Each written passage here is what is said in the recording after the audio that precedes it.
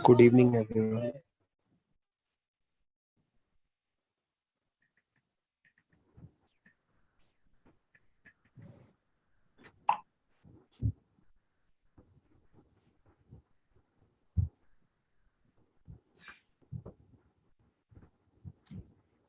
Good evening, everyone.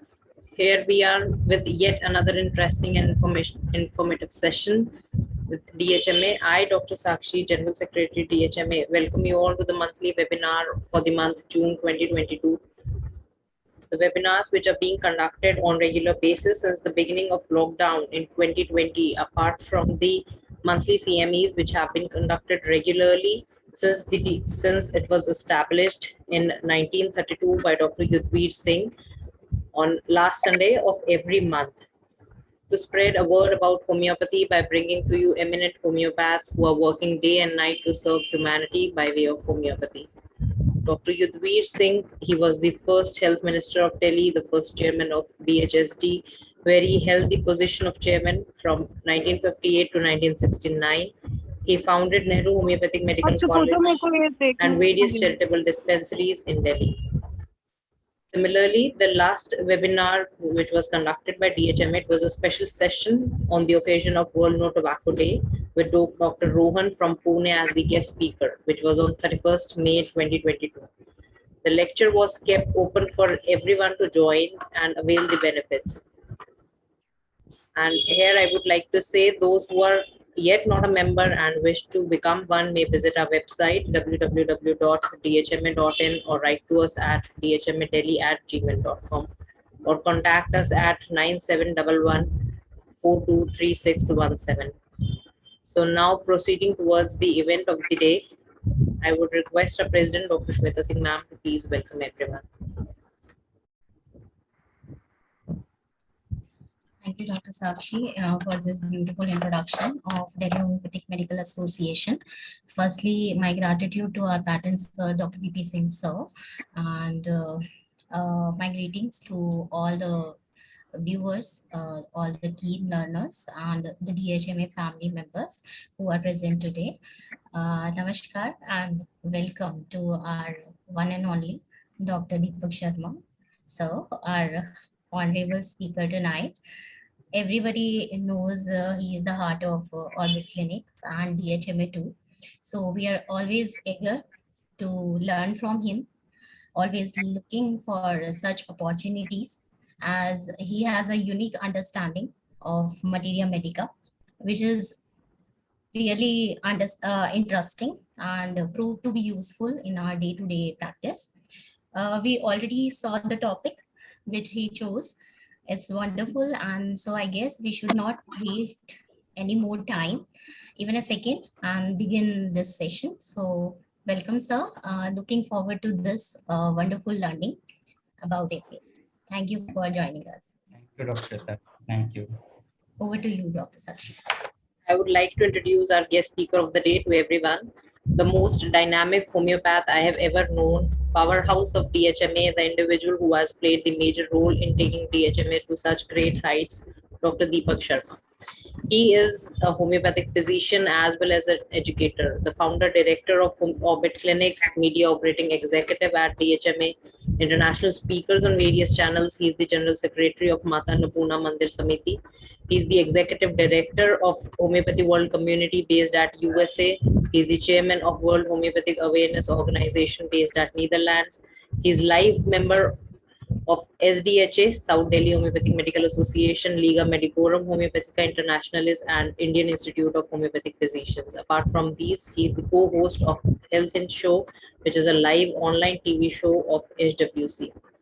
I welcome you, sir, to your own DHMA on behalf of every learner who has joined us today. I again seek permission from our president to allow us to begin today's session on APIS, a queen or a worker. Please go ahead. Please, Thank you, sir, Dr. Shakti. kindly enlighten us with your lecture today.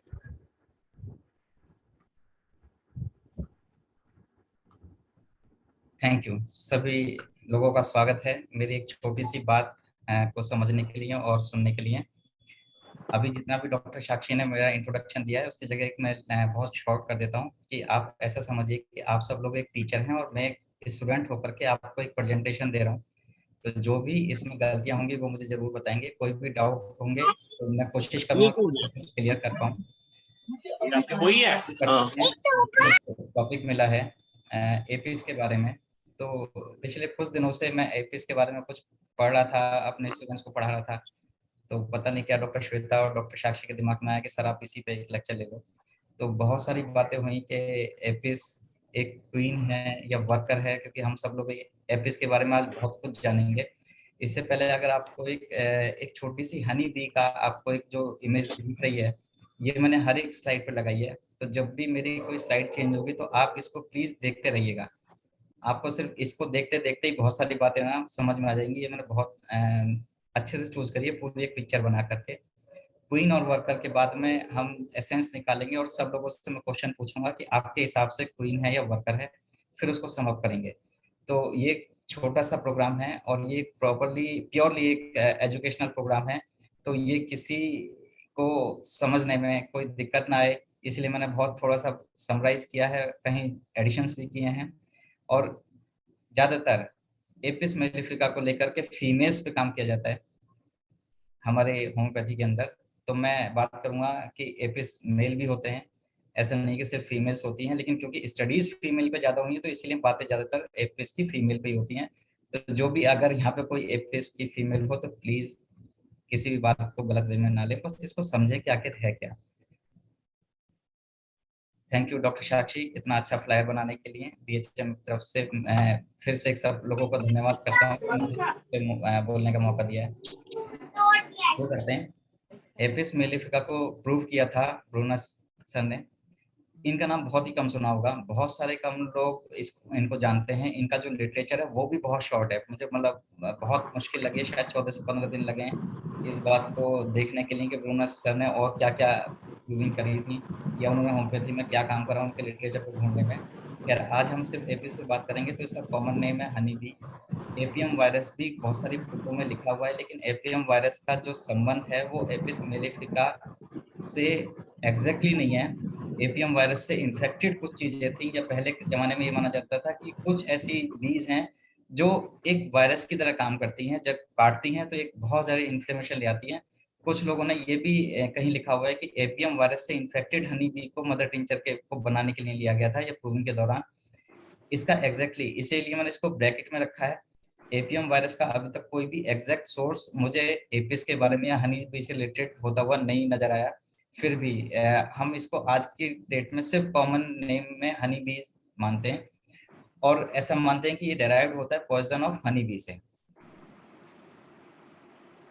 अगर हम इसके mother tincture की preparation की बात करें तो ये सबसे समरी है एक मदर टिंचर को बनाने के लिए, जिसमें ये कहा गया कि हनी बीज को जो लाइव है ये ध्यान रखना है कि वो लाइव हो। एक अच्छे से ग्लास के एक जार में रखा जाता है और उसमें कुछ सॉल्यूशन मिला करके, कुछ अल्कोहल का, ग्लिसरीन का, वाटर का, ऐसे एक प्रॉपर प्रिपरेशन बना करके उसको 14 दिन तक रखा जाता है, और उसको बीच बीच में दिन में 3 बार उसको शेक करते रहते हैं। इसमें किसी भी प्रोसेस के दौरान किसी भी हनी बी को प्रेस नहीं किया जाता कभी भी। कुछ लोग ये मानते हैं कि सिर्फ एक हनी बी थी, कुछ लोग मानते हैं कि उसकी एक क्वांटिटी थी।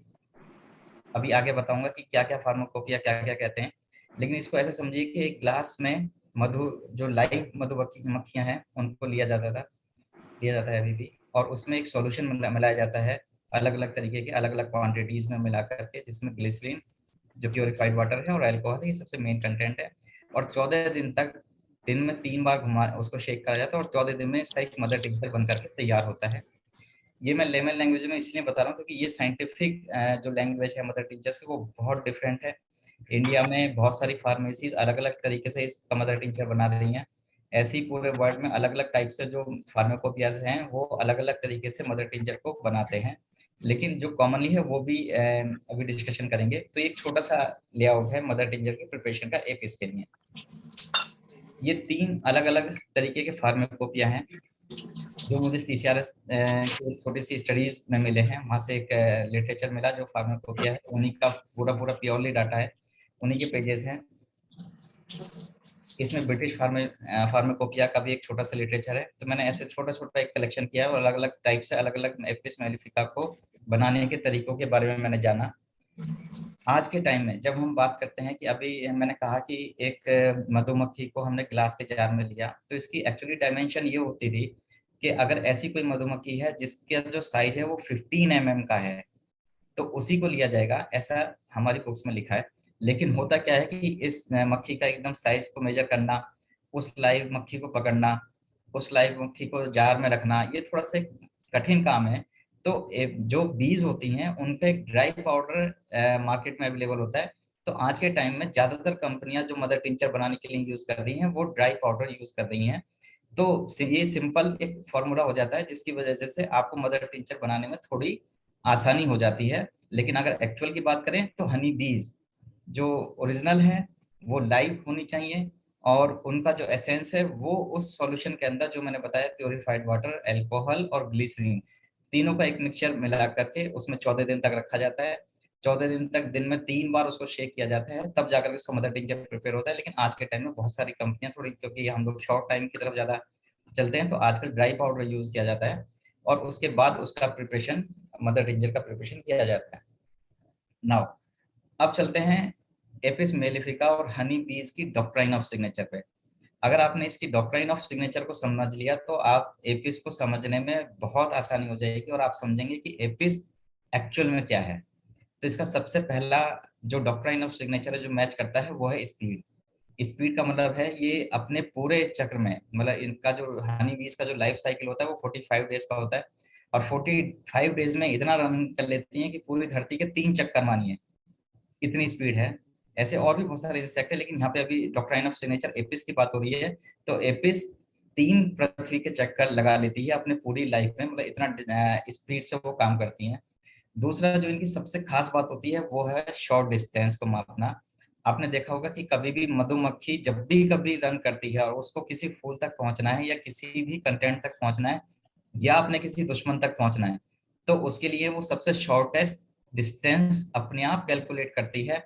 शायद गूगल मैप भी इन्हीं जैसे इंसेक्ट पर आधारित है कि हमें गूगल मैप ये बताता है कि हम कितने शॉर्टेस्ट टाइम में अपने डेस्टिनेशन पे पहुंच पाएंगे।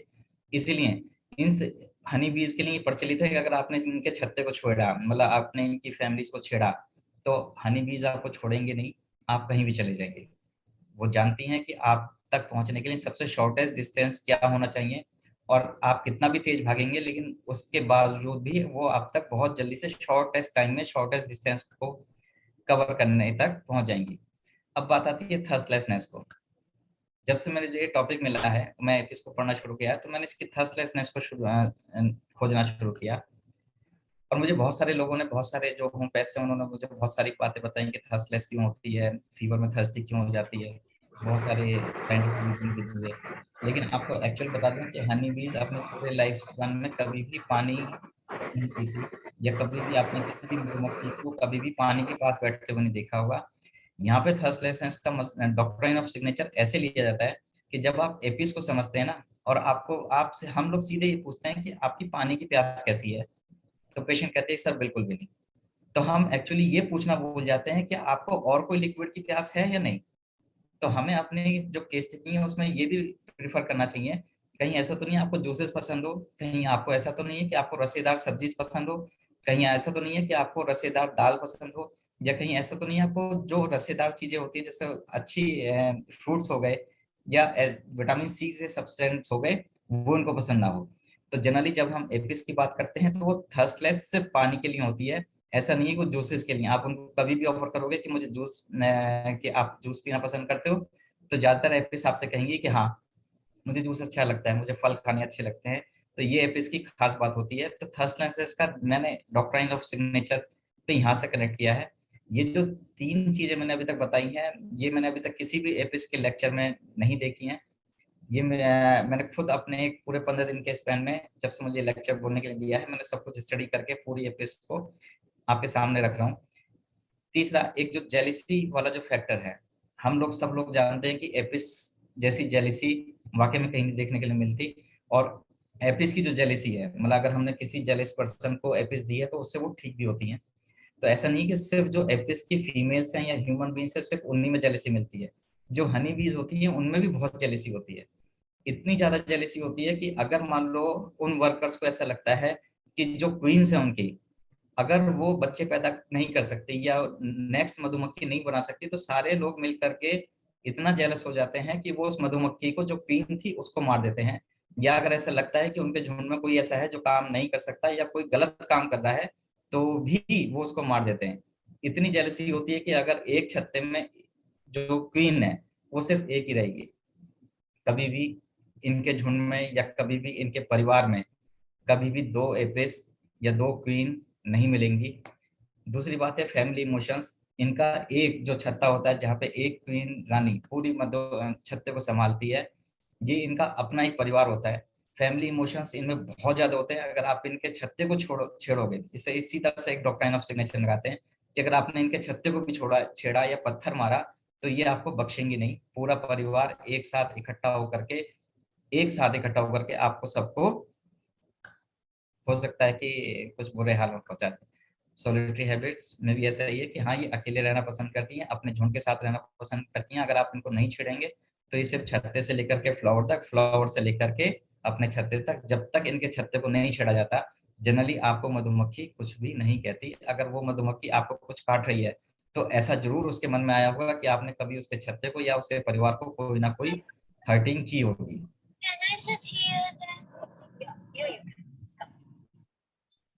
डॉक्टर साक्षी, जो क्वेश्चन आ रहे हैं मैं बाद में उनको लूं या अभी साथ साथ करते चलें?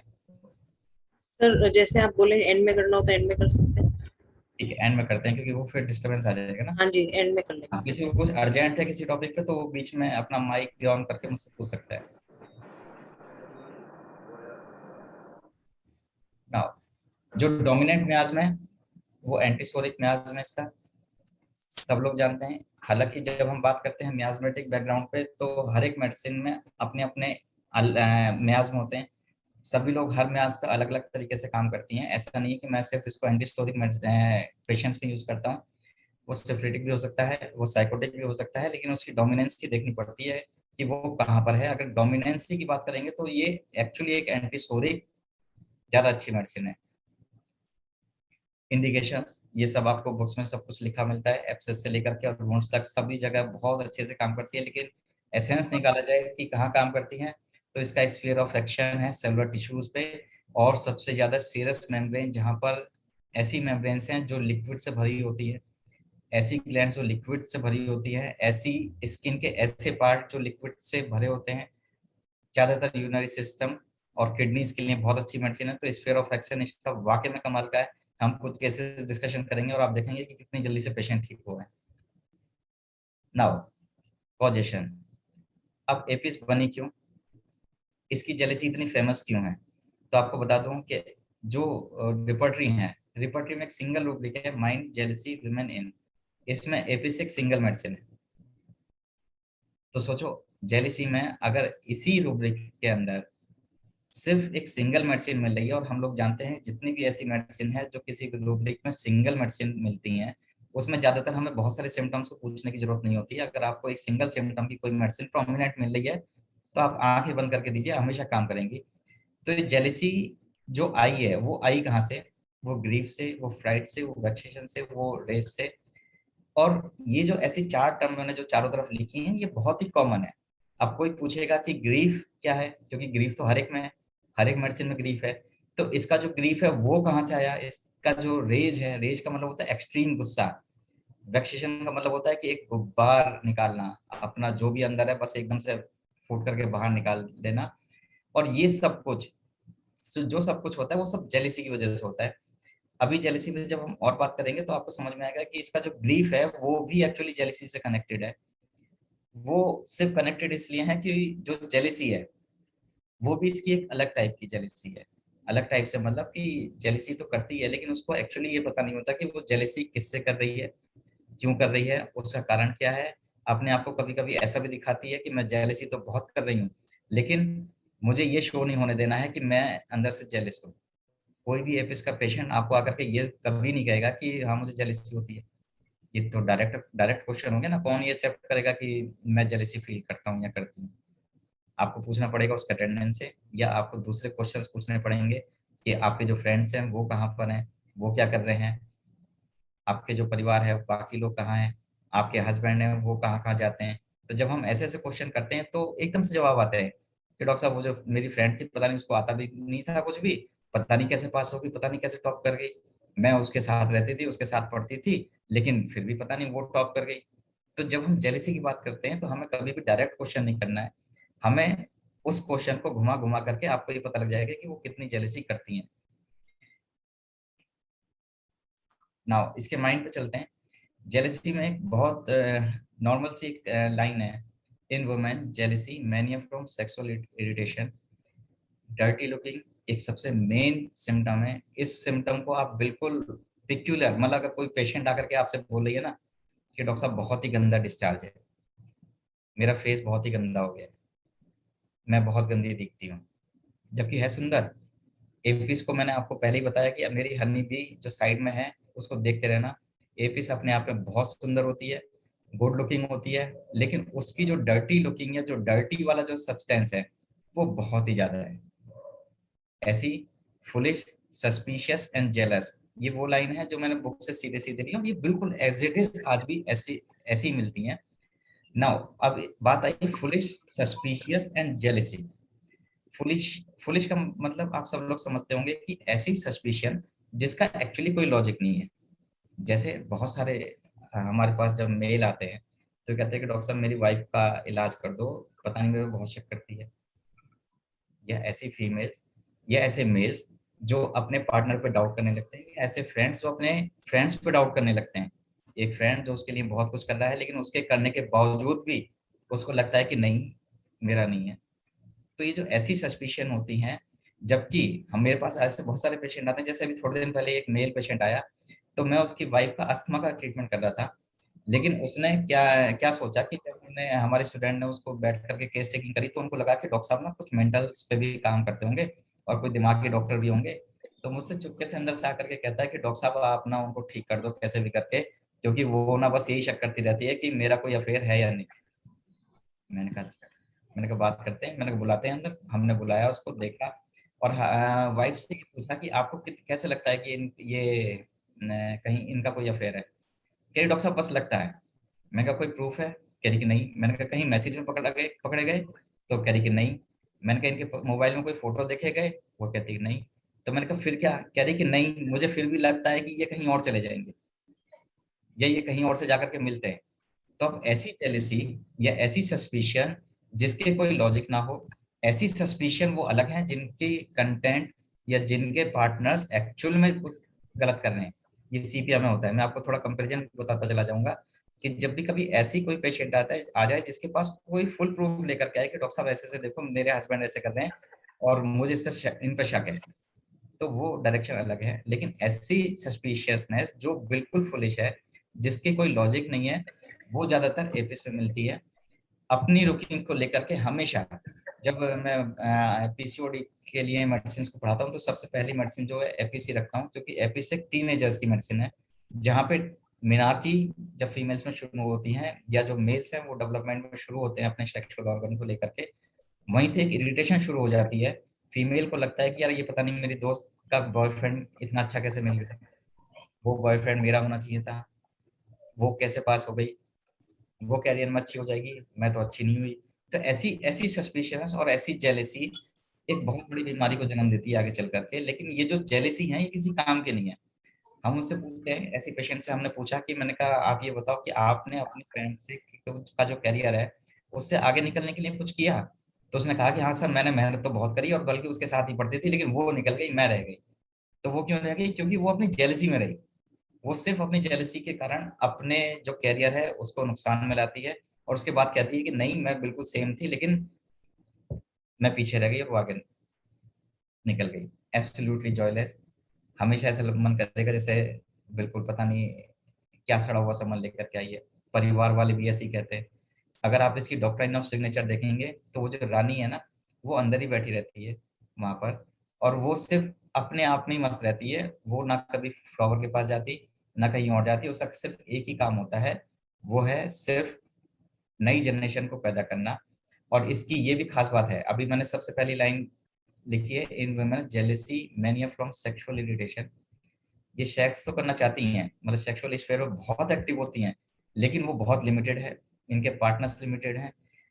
अगर डॉक्टर सिग्नेचर की बात करें तो एक हनी बी की जो क्वीन है वो सिर्फ पूरे लाइफ साइकिल में एक ही बार मेल से मिलती है और इतने सारे स्पर्म इकट्ठा कर लेती है, एक ही बार में स्टोर कर लेती है कि वो बार बार उसी को यूज करके 45 डेज में खुद भी खत्म हो जाती है। तो इसकी जो सेक्सुअल इटरेशन है वो भी बहुत जरूरी है। Absolutely indifferent to everything that would make her happy और जॉयफुल। हर चीज में उसको कोई ना कोई नुकसान।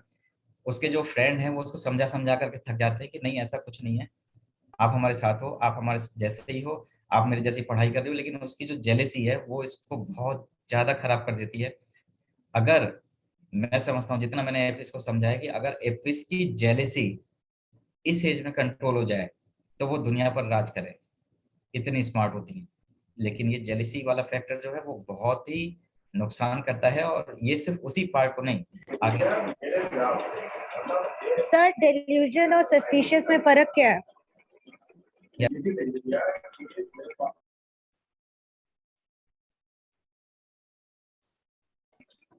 I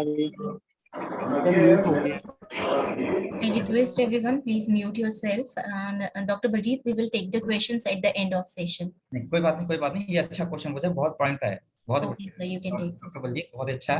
देखिए, आप जो डिल्यूजन आज आप कह रहे हैं ना, जो डिल्यूजन हम लोग रिपर्टरी में पढ़ते हैं वो हमें आज मिलते हैं।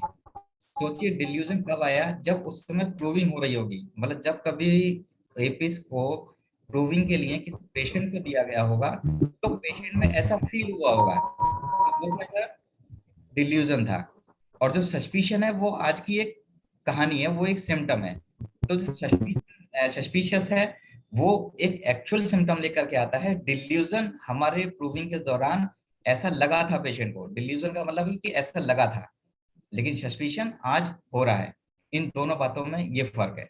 तो सस्पिशन जो आज हम लोग देख रहे हैं ना हमारी प्रैक्टिस में, आजकल हमारे पास ऐसे पेशेंट आते हैं जैसे हमारी मैथमेटिक्स में लिखे हैं, वो इसीलिए आते हैं क्योंकि प्रूविंग के दौरान ऐसे डिल्यूजन पेशेंट को आए थे।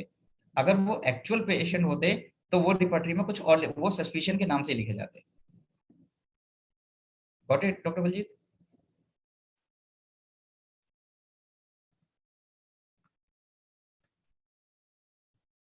रह जाएगा तो मैं जरूर क्लियर करूंगा, आप अनम्यूट कर सकते हैं अपने आप को।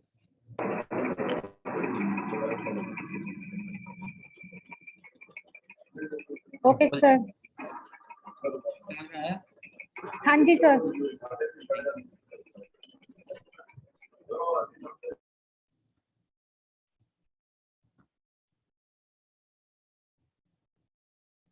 जब माइंड में चलते हैं तो ये लाइन हमें मिलती है, awkward, let's think, false and laugh silly at smallest and silly at the mishaps, great tearfulness, cannot help crying, children constantly winning। ये जो एक सिम्टम है अभी जो मैं बोल रहा हूँ, great tearfulness, can not help crying, ये भी एक बहुत इंपॉर्टेंट सिम्टम है। ऐसे बहुत सारी मेडिसिन में मिलता है, हमें नेट्राम्यूल में मिलेगा, सीपीआर में मिलेगा, पल्सेट्ला में मिलेगा, लेकिन इसकी टीयरफुलनेस ज्यादातर जो कनेक्टेड होती है वो जेलिसी से ही कनेक्टेड होती है। उनसे पूछें क्यों, तो तुरंत जवाब देगी, सर मेरी कजन ने ऐसा कर दिया, मेरी भाभी ने ऐसा कर दिया, मेरी देवरानी ने ऐसा कर दिया, मेरी जिठानी ने ऐसा कर दिया, मेरी जो सासू माँ है उन्होंने ऐसा कर दिया। या मेल्स भी आएंगे तो वो कहेंगे पता नहीं सर, मेरा फ्रेंड था, मुझसे ही पैसे लेकर के जाता था, मुझसे बिजनेस शुरू करा, लेकिन मुझसे बड़ा हो गया। तो उसने मेहनत नहीं करी, वो तो पैसे लेकर गया, उसने मेहनत करी ये नहीं देखा, लेकिन वो उससे बड़ा कैसे हो गया बस वो सोचता रहता। तो जेलेसी इसमें सबसे कॉमन फैक्टर है। चिल्ड्रन कॉन्स्टेंटली विनिंग, ये एक बहुत ही प्राइम सिम्टम है। अगर आपको ऐसा कोई भी बच्चा मिलता है जो हेड को रोल करता रहता है, लेटे लेटे उल्टा लेट जाएगा, सिर को एकदम से रोल करता रहेगा, सिंगल मेडिसिन है, एपिस दे करके देखना। हमारे पास एक बच्चा आ रहा है अभी भी ओपीडी में, आज मैं उसका केस इसलिए प्रेजेंट नहीं कर रहा हूँ क्योंकि अभी उन्होंने मना किया है, पूरी तरह ठीक नहीं हुआ है, लेकिन हाँ बहुत बेटर हो रहा है। हमने उसको सबसे पहले कैमोमिला दी, लेकिन अल्टीमेटली समझ में आया कि एपिस है। कैमोमिला के बाद उसकी कुछ चीजें ठीक हुई, लेकिन अल्टीमेटली जो रिलीफ आ रहा है वो एपिस से ही आ रहा है। क्योंकि मैं भी इस लाइन को थोड़ा सा मिस कर गया था, वो बार बार कह रहे थे कि सर पता नहीं क्यों ऐसे सिर को ऐसे रोल करता रहता है।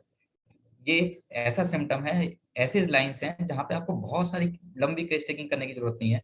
अगर आपको ऐसे कॉमन सिम्टम मिलते हैं, अभी मैं आपको सिंगल रूब्रिक्स भी बताऊंगा, अगर सिंगल सिम्टम मिल रहा है ना तो आप सिर्फ एपिस को सोचना, इसी में ही ठीक हो जाएगा। Can not bear to be left alone, इसका एक खास कैरेक्टर है। जेलिसी सबसे है, अकेली रहेगी रहेगी परिवार के साथ ही, कभी भी ऐसा नहीं कहेगी सीपिया की तरह कि मेरा मन कर रहा है मैं भाग जाऊं। हालांकि सीपिया भी भागती कभी भी नहीं है, सीपिया कहती रहती है कि मेरा मन कर रहा है मैं भाग जाऊं, लेकिन ये नहीं जाएगी, इसका मन भी नहीं करेगा। ये कहेगी कि मेरे दोस्त को पास में होना चाहिए। अगर इनके दोस्तों ने बिल्कुल अकेला छोड़ा, या हो सकता है जो आज का जमाना चल रहा है उसमें अगर कुछ घंटे तक फोन भी नहीं आया, क्योंकि आजकल सब लोग अपने दोस्त को फोन से कनेक्ट कर लेते हैं ना, कि दोस्ती को फोन से कनेक्ट कर लिया, तो अगर 2-3 घंटे फोन भी नहीं आया या व्हाट्सएप पे मैसेज भी नहीं आया, तो हो सकता है तब भी आंसू निकल जाए। Premonition of that things of about to transpire, इस सिम्टम का मैं अभी जिक्र करूंगा थोड़ी देर बाद। जेलेसी वाला मैंने आपको बताया। हेड में hydrocephalus in children and apoplexy in old person.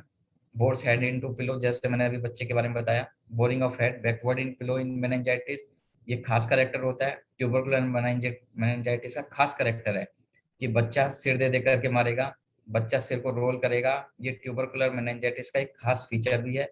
तो उस समय अगर जब ट्यूबरकुलर मेनिंजाइटिस डायग्नोज नहीं होगी तब भी ये symptom painful here given by slightest test.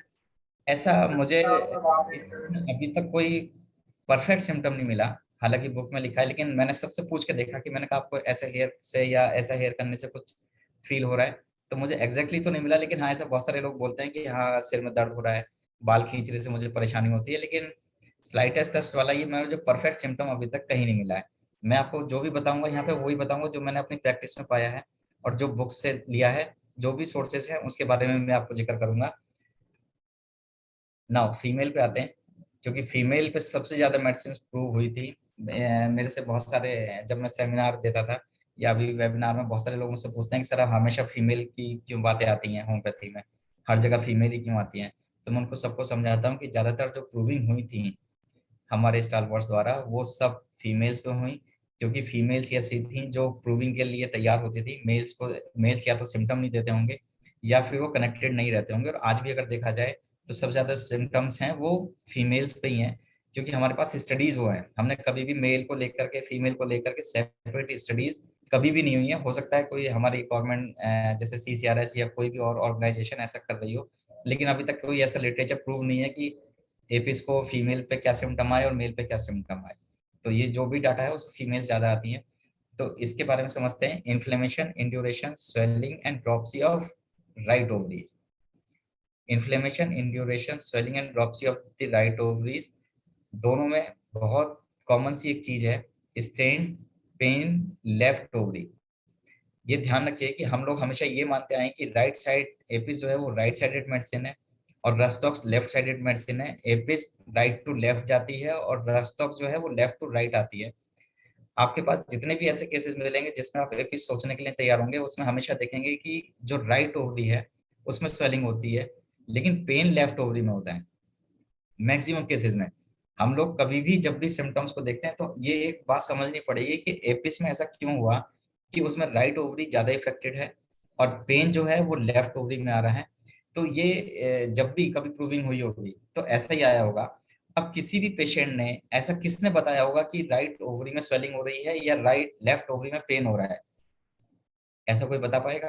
क्योंकि उस समय तो अल्ट्रासाउंड भी नहीं थे, कोई ऐसी डिवाइस भी नहीं थी जो ये बता पाती कि ओवरी में पेन हो रहा है। कोई ऐसे तरीके नहीं थे कि हम ये पता लगा सके कि राइट ओवरीज में स्वेलिंग हो रही है। तो ऐसे जितने भी ऐसे सिम्टम हैं जो हमारी मैथमेटिका में लिखे हुए हैं, ये वो सिम्टम है जिनको किसी मेडिकल पर्सन पे प्रूव किया होगा। मतलब हो सकता है कि डॉक्टर हेरीमैन, ब्रोनस, डॉक्टर क्लार्क, डॉक्टर हेरिंग, इन सब ने जो भी प्रूविंग करी होंगी अपने मेडिकल स्टाफ पे करी होगी, जिनको ये पता होगा कि ओवरी कहाँ पर है। कोई कॉमन आदमी आकर के, कोई कॉमन फीमेल आकर के थोड़ी ना कहेगी कि मेरी ओवरी में दर्द हो रहा है। लेकिन मैथमेटिका में सिम्टम है स्ट्रेन पेन लेफ्ट ओवरी। तो ये सिर्फ उन्हीं लोगों ने कहा होगा जो मेडिकल से संबंधित होंगे या उन्हीं के स्टाफ में होंगे, जो इन बातों को जानते होंगे कि ओवरी कहाँ होती है और ओवरी का पेन कहाँ होता है। Large and painful swelling of the labia with heat and stinging pain. The urine is scanty, coming only in drops, much straining before the urine will start and then only a few drops, dribbling a little hot urine, burning urine, bloody urine. As soon as few drops collected in the bladder, the urging comes constant ineffectual। ये बिल्कुल पूरी की पूरी line ऐसी ही patient लेकर के आता है। बर्निंग क्योंकि एपिस का खास करेक्टर है, अब एपिस की बर्निंग को लेकर के बहुत सारे डॉक्ट्राइन ऑफ सिग्नेचर ऐसे कनेक्ट करते हैं कि अगर कोई मधुमक्खी आपको काट गई तो वहां पे एकदम से रेडनेस हो जाएगी, एकदम से स्वेलिंग हो जाएगी और वो बहुत ज्यादा बर्न करेगी। आपको बता दूं कि जब भी कभी एपिस, हमेशा पहले के एंशिएंट टाइम में एपिस को ये समझा जाता था कि अगर कोई मधुमक्खी काट गई तो आपके जो जॉइंट्स पेन है वो ठीक हो जाएंगे। अभी भी कुछ थ्योरीज ऐसा कहती हैं कि अगर आपको जॉइंट पेन या रूमेटॉइड अर्थराइटिस है तो आप किसी मधुमक्खी से कटवा लो तो हो सकता है कि आप ठीक हो जाओ। तो ये वो सिम्टम्स थे जो डॉक्ट्राइन ऑफ सिग्नेचर से कनेक्टेड थे, और ऐसा होता भी है। ये पूरी की पूरी लाइन बिल्कुल ऐसी की ऐसे ही मिलती है जैसा ये लिखा हुआ है। General, full of dropsy, red rashes, eruption, urticaria, erysipelas, which inflammations extend to the mucous membranes. In all of these inflammatory conditions, there is a stinging and burning like coal of fire at times, and stinging as if needles or small splinters were sticking in, जैसे मधुमक्खी ने काट लिया हो। अगर अभी तक किसी को मधुमक्खी ने नहीं काटा और उसकी सेंसेशंस किसी को नहीं पता है, तो मैं बता दूं कि जैसे ही हम लोग किसी मधुमक्खी ने आपको काटा तो कुछ ही मिनटों के अंदर आपकी जो जहाँ पे उसने काटा है, हम लोग क्या करते हैं कि उसको एकदम से रब करते हैं ताकि हाँ वो मधुमक्खियाँ तो हट जाए या वहां से पॉइजन निकल जाए। लेकिन इसका जो साइड इफेक्ट है वो ये होता है कि वो जो इन्फ्लेमेशन है वो सारे में फैल जाती है और हम रगड़ रगड़ के उसको और ज्यादा लाल कर देते हैं। तो वो उसके साथ वो बर्निंग भी प्रोड्यूस करती है, क्योंकि बॉडी के इन्फ्लेमेटरी प्रोसेस है जिस जो टॉक्सिन से लड़ती है और एक पूरे एरिया में स्वेलिंग हो जाती है। जब हनी बी की बात करते हैं तो जो प्योरेस्ट हनी है, हनी बीज हैं, जो यूरोपियन कंट्रीज में पहले पाई जाती थी या जहां से ये मदर टिंचर लिए होंगे, वो टॉक्सिन्स भी होती थी, और अगर किसी नॉर्मल व्यक्ति को काट जाए तो ये पैरालिसिस तक भी कॉज कर देती थी, इतना ज्यादा न्यूरोटॉक्सिन्स होते हैं। आपको बताता हूँ कि हनी बी एक ऐसी बी है जिसका सेक्रेशन ह्यूमन बींग्स में सबसे ज्यादा यूज किया जाता है, जिसको हम शहद बोलते हैं, हनी बोलते हैं। ये ऐसी केवल एक यही बीज है जिनका जो सेक्रेशन है वो इतने लार्ज स्केल पर ह्यूमंस में यूज किया जाता है। हम लोग सोचते हैं कि वो जो फूलों का एसेंस है वो सब लेकर के इकट्ठा करके ला रही है। और मैं बता दूं कि एक मधुमक्खी अपने पूरे जीवन चक्र में, मतलब पूरे 45 डेज में, एक चम्मच का जो एक चौथाई है इतना ही शहद कलेक्ट कर पाती है, पूरी मेहनत के बावजूद भी। तो सोचो अगर आप एक चम्मच शहद तो आपने कितनी मधुमक्खियों की मेहनत का जो शहद है वो लिया होगा। तो यहाँ जो इन्फ्लेमेशन की बात है वो सीधे सीधे डायरेक्ट उसके इन्फ्लेमेटरी सिम्टम्स है। Canals में heat always aggravates in all symptoms. Right more worsen than the left, और right to left की मेडिसिन है। रस्टॉक्स और एपिस को हमेशा एनिमिकल माना गया है, लेकिन कोई मुझे बताएगा कि ये कहाँ पर एनिमिकल है? सर स्किन में। गुड, बहुत अच्छे। किसने जवाब दिया है, प्लीज नाम बताएंगे? सर प्रियंका। अरे वाह, थैंक यू डॉक्टर प्रियंका। ये एनिमिकल है सिर्फ स्किन के केसेस में। अगर आप जॉइंट के केसेस की बात करेंगे तो एपिस और रस्टॉक्स कभी कभी कॉम्प्लीमेंट्री भी काम करते हैं, लेकिन हमारे अंदर ये फियर पहले से बढ़ा दिया जाता है, पढ़ाते समय बता दिया कि एपिस और रस्टॉक्स को कभी एक साथ यूज नहीं करना है। इसको जब मैंने समझा, पहले मैं भी ऐसे ही करता था कि मैं एपिस और रस्टॉक्स को, जबकि सिमिलर सिम्टम्स आते हैं, बस राइट टू लेफ्ट और कुछ ही सिम्टम्स को लेकर के वेरिएशन होते हैं या सेपरेशन होते हैं। अगर आप इसको जॉइंट पेन में अगर कॉम्प्लीमेंट्री भी यूज करेंगे तो भी कुछ नहीं होगा, ये मैं करके देख चुका हूँ। लेकिन स्किन के केसेस में हाँ वाकई में रस्टॉक्स देने के बाद एपिस बहुत एग्रेवेशन करती है, ये भी सच है। लेकिन मैंने एपिस के बाद रस्टॉक्स को नहीं देकर देखा, इस डर की वजह से हो सकता है कि और कुछ नुकसान ना हो जाए। लेकिन एनिमिकल है स्किन के केसेस में, बाकी जगह एज ए कॉम्प्लीमेंट्री भी काम करती है। Heat always aggravates in all symptom, जितने भी सिम्टम्स हैं सब जगह हीट की बहुत एग्रेवेशन है। गुस्सा इतना है, जेलिसी इतनी है, तो हीट आएगी। आपको सिंगल रूब्रिक्स पे बात करते हैं जहाँ पे आपको अल्टीमेटली कुछ ही चीजें सोच करके मेडिसिन प्रिस्क्राइब कर देनी है। माइंड सस्पिशियस, फुलिश सस्पिशन में सिंगल मेडिसिन आती है एपिस। फीमेल जेनाइटेलिया सेक्स में पेन ओवरीज में स्टूपिंग पेन्स, इसमें सिंगल मेडिसिन है। Pain ovaries extending to the chest left side. कोई मुझे बताएगा पैथोलॉजिकली ऐसा कैसे होता होगा कि किसी ओवरी से पेन एक्सटेंड होता होगा और लेफ्ट साइड चेस्ट तक जाता होगा? कोई भी बताए। देख रहे हैं होम्योपैथी की ब्यूटी क्या है कि अब से ये जो रूब्रिक्स हैं ये अब से 200 साल पहले के लिखे हुए हैं, और हम लोग इन रूब्रिक्स के जब सेपरेशन करते हैं ना, तो बताया वो ओवरी में पेन हो रहा है, ओवरी के दौरान ऐसे क्या होगा, तभी तो ये सिम्टम्स लिखे हैं। किसी ने बताया होगा कि मेरी ओवरी से पेन निकल करके चेस्ट तक जा रहा है, तो ये किसने बताया होगा? ये वही लोग हैं जो एक्चुअली एक मेडिकल पर्सन रहे होंगे या मेडिकल की नॉलेज रखते होंगे, या जिनको पता होगा कि मेरी ओवरीज कहाँ पर है। ऐसी बेरिंग डाउन ओवरीज राइट में, कटिंग पेन है लेफ्ट साइड की, और फिर उसके बाद राइट में जाना। पेन्स जब भी आएंगे लेफ्ट ओवरीज में, वो एपिस हो सकती है, लेगेसिस भी हो सकती है, स्पाइजीलिया भी हो सकती है, रस्टॉक्स भी हो सकती है, थोजा भी हो सकता है, सैलिशिया भी हो सकता है। लेकिन जब राइट साइड की बात करेंगे तो राइट साइड में ज्यादातर एपिस में स्वेलिंग्स मिलती हैं, पेन बहुत कम मिलते हैं। ज्यादातर स्क्रीनिंग में अल्ट्रासाउंड में लिखते हैं कि राइट ओवरी बल्की है, राइट ओवरी में सूजन आ रही है, लेकिन उसको कोई पेन नहीं है, कोई डिस्कम्फर्ट नहीं है। लेकिन लेफ्ट ओवरी में पेन, लेफ्ट ओवरी में स्वेलिंग, ये बहुत सारी कॉम्बिनेशन हैं। लेकिन अगर सिर्फ पेन है, लेफ्ट ओवरी बिल्कुल नॉर्मल है, पेन वहीं पे आ रहा है, तो इसका मतलब है कि कहीं ना कहीं एपिस आ रही है। अगर उसके साथ स्वेलिंग भी मिल रही है तो लेकेसिस भी हो सकती है, स्पाइजीलिया भी हो सकती है। और अगर ये सिम्टम की जो मैं बात कर रहा हूँ, extending to the chest left, अगर आप इसको ध्यान से देखोगे तो ये सिम्टम जरूरी नहीं कि ओवरी से आ रहा हो, वो कहीं और भी इन्फ्लेमेशन हो सकती है। क्योंकि उस समय के मेडिकल पर्सन को, जिनकी हम बात कर रहे हैं, उनको हो सकता है कि ओवरी के लोकेशन तो पता हो, लेकिन उस समय मसल्स का, नर्व्स का इतनी स्टडी ना हुई हो कि पता लगे कि लेफ्ट साइड की कौन सी नर्व जा रही है या कौन सी नर्व ऐसी है जो चेस्ट तक जाएगी। कोई भी जवाब देगा लास्ट तक तो उसको मतलब मैं बहुत अच्छा टीचर मानूंगा। ऐसी स्टिंगिंग पेन है ओवरीज में during menses, pulsating ovaries, walking while, ये एक ऐसे रूब्रिक्स हैं जिन पे आपको सिंगल एपीसी सोचनी है, इसके अलावा कोई मेडिसिन आती ही नहीं है। अगर आप उनके मेंटल्स पे जाओगे, सिंगल रूब्रिक सिंगल मेडिसिन का ये एक फायदा है कि हमें आजकल जो होम्योपैथी में ट्रेंड चला है कि आप मेंटल्स रूब्रिक लो, मेंटल रूब्रिक्स लो, आप मेंटल्स को समझो, ये एक अच्छी बात है। होम्योपैथी को हम थोड़ा ब्रॉड स्पेक्ट्रम पे देख रहे हैं, लेकिन डॉक्टर हैनीमैन ने कहीं पर भी पूरे ऑर्गन के दौरान ये जिक्र नहीं किया था कि उनके मेंटल सिम्टम्स लेने। उन्होंने कहा था कि उसकी मेंटल स्टेट को कनेक्ट करना है। डॉक्टर कैंट ने ये कहा था कि आप पहले फिजिकल्स देखो, उसके बाद उसकी मेंटल स्टेट देखो कि वो क्या है, और जो मेंटल स्टेट है उसको कनेक्ट करके आप जो मेडिसिन दोगे वो सबसे परफेक्ट मेडिसिन है।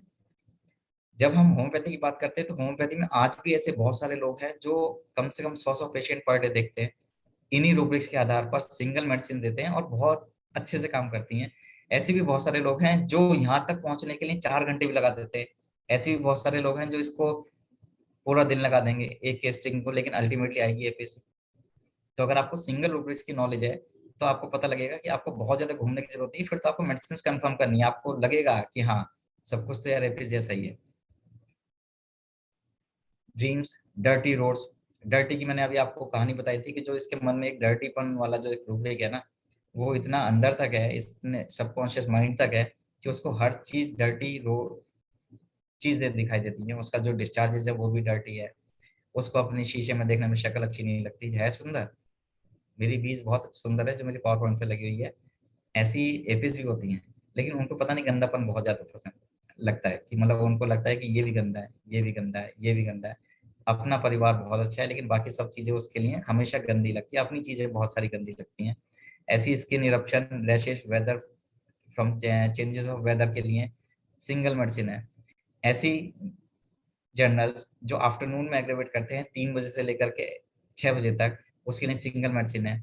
ऐसी स्वेलिंग जो एक्सट्रीमिटीज में है, लोअर लिम्स में है और वैक्सी टाइप से है, ऐसा लगता है कि बिल्कुल वैक्स आ गया है। ये मैं वो रूब्रिक्स यहाँ पे शेयर कर रहा हूँ जिनके मैंने पेशेंट भी देखे हैं तो बहुत सारे रूब्रिक्स पूरा मतलब वर्ड की 3 पेजेस में भरे हुए हैं, लेकिन मैं सिर्फ वो रूब्रिक्स मैंने छांट के लाया हूँ जो मैंने एक्चुअली देखे हैं, जिनसे मैंने एपिस के पेशेंटों को ठीक किया है। ऐसी बैक पे इरप्शन प्रिकली हीट के साथ, अभी मौसम आ रहा है दिल्ली में, अगर यहाँ पे ऐसे लोग हैं जो दिल्ली एनसीआर के हैं तो देखेंगे कि अभी जो ह्यूमिडिटी वाला वेदर आ जाएगा उसमें बहुत सारे ऐसे पेशेंट मिलेंगे, और वेदर चेंज होने में तो एपिस का टाइम आने वाला है, तो एपिस देख लीजिएगा बहुत बढ़िया से काम करेगी।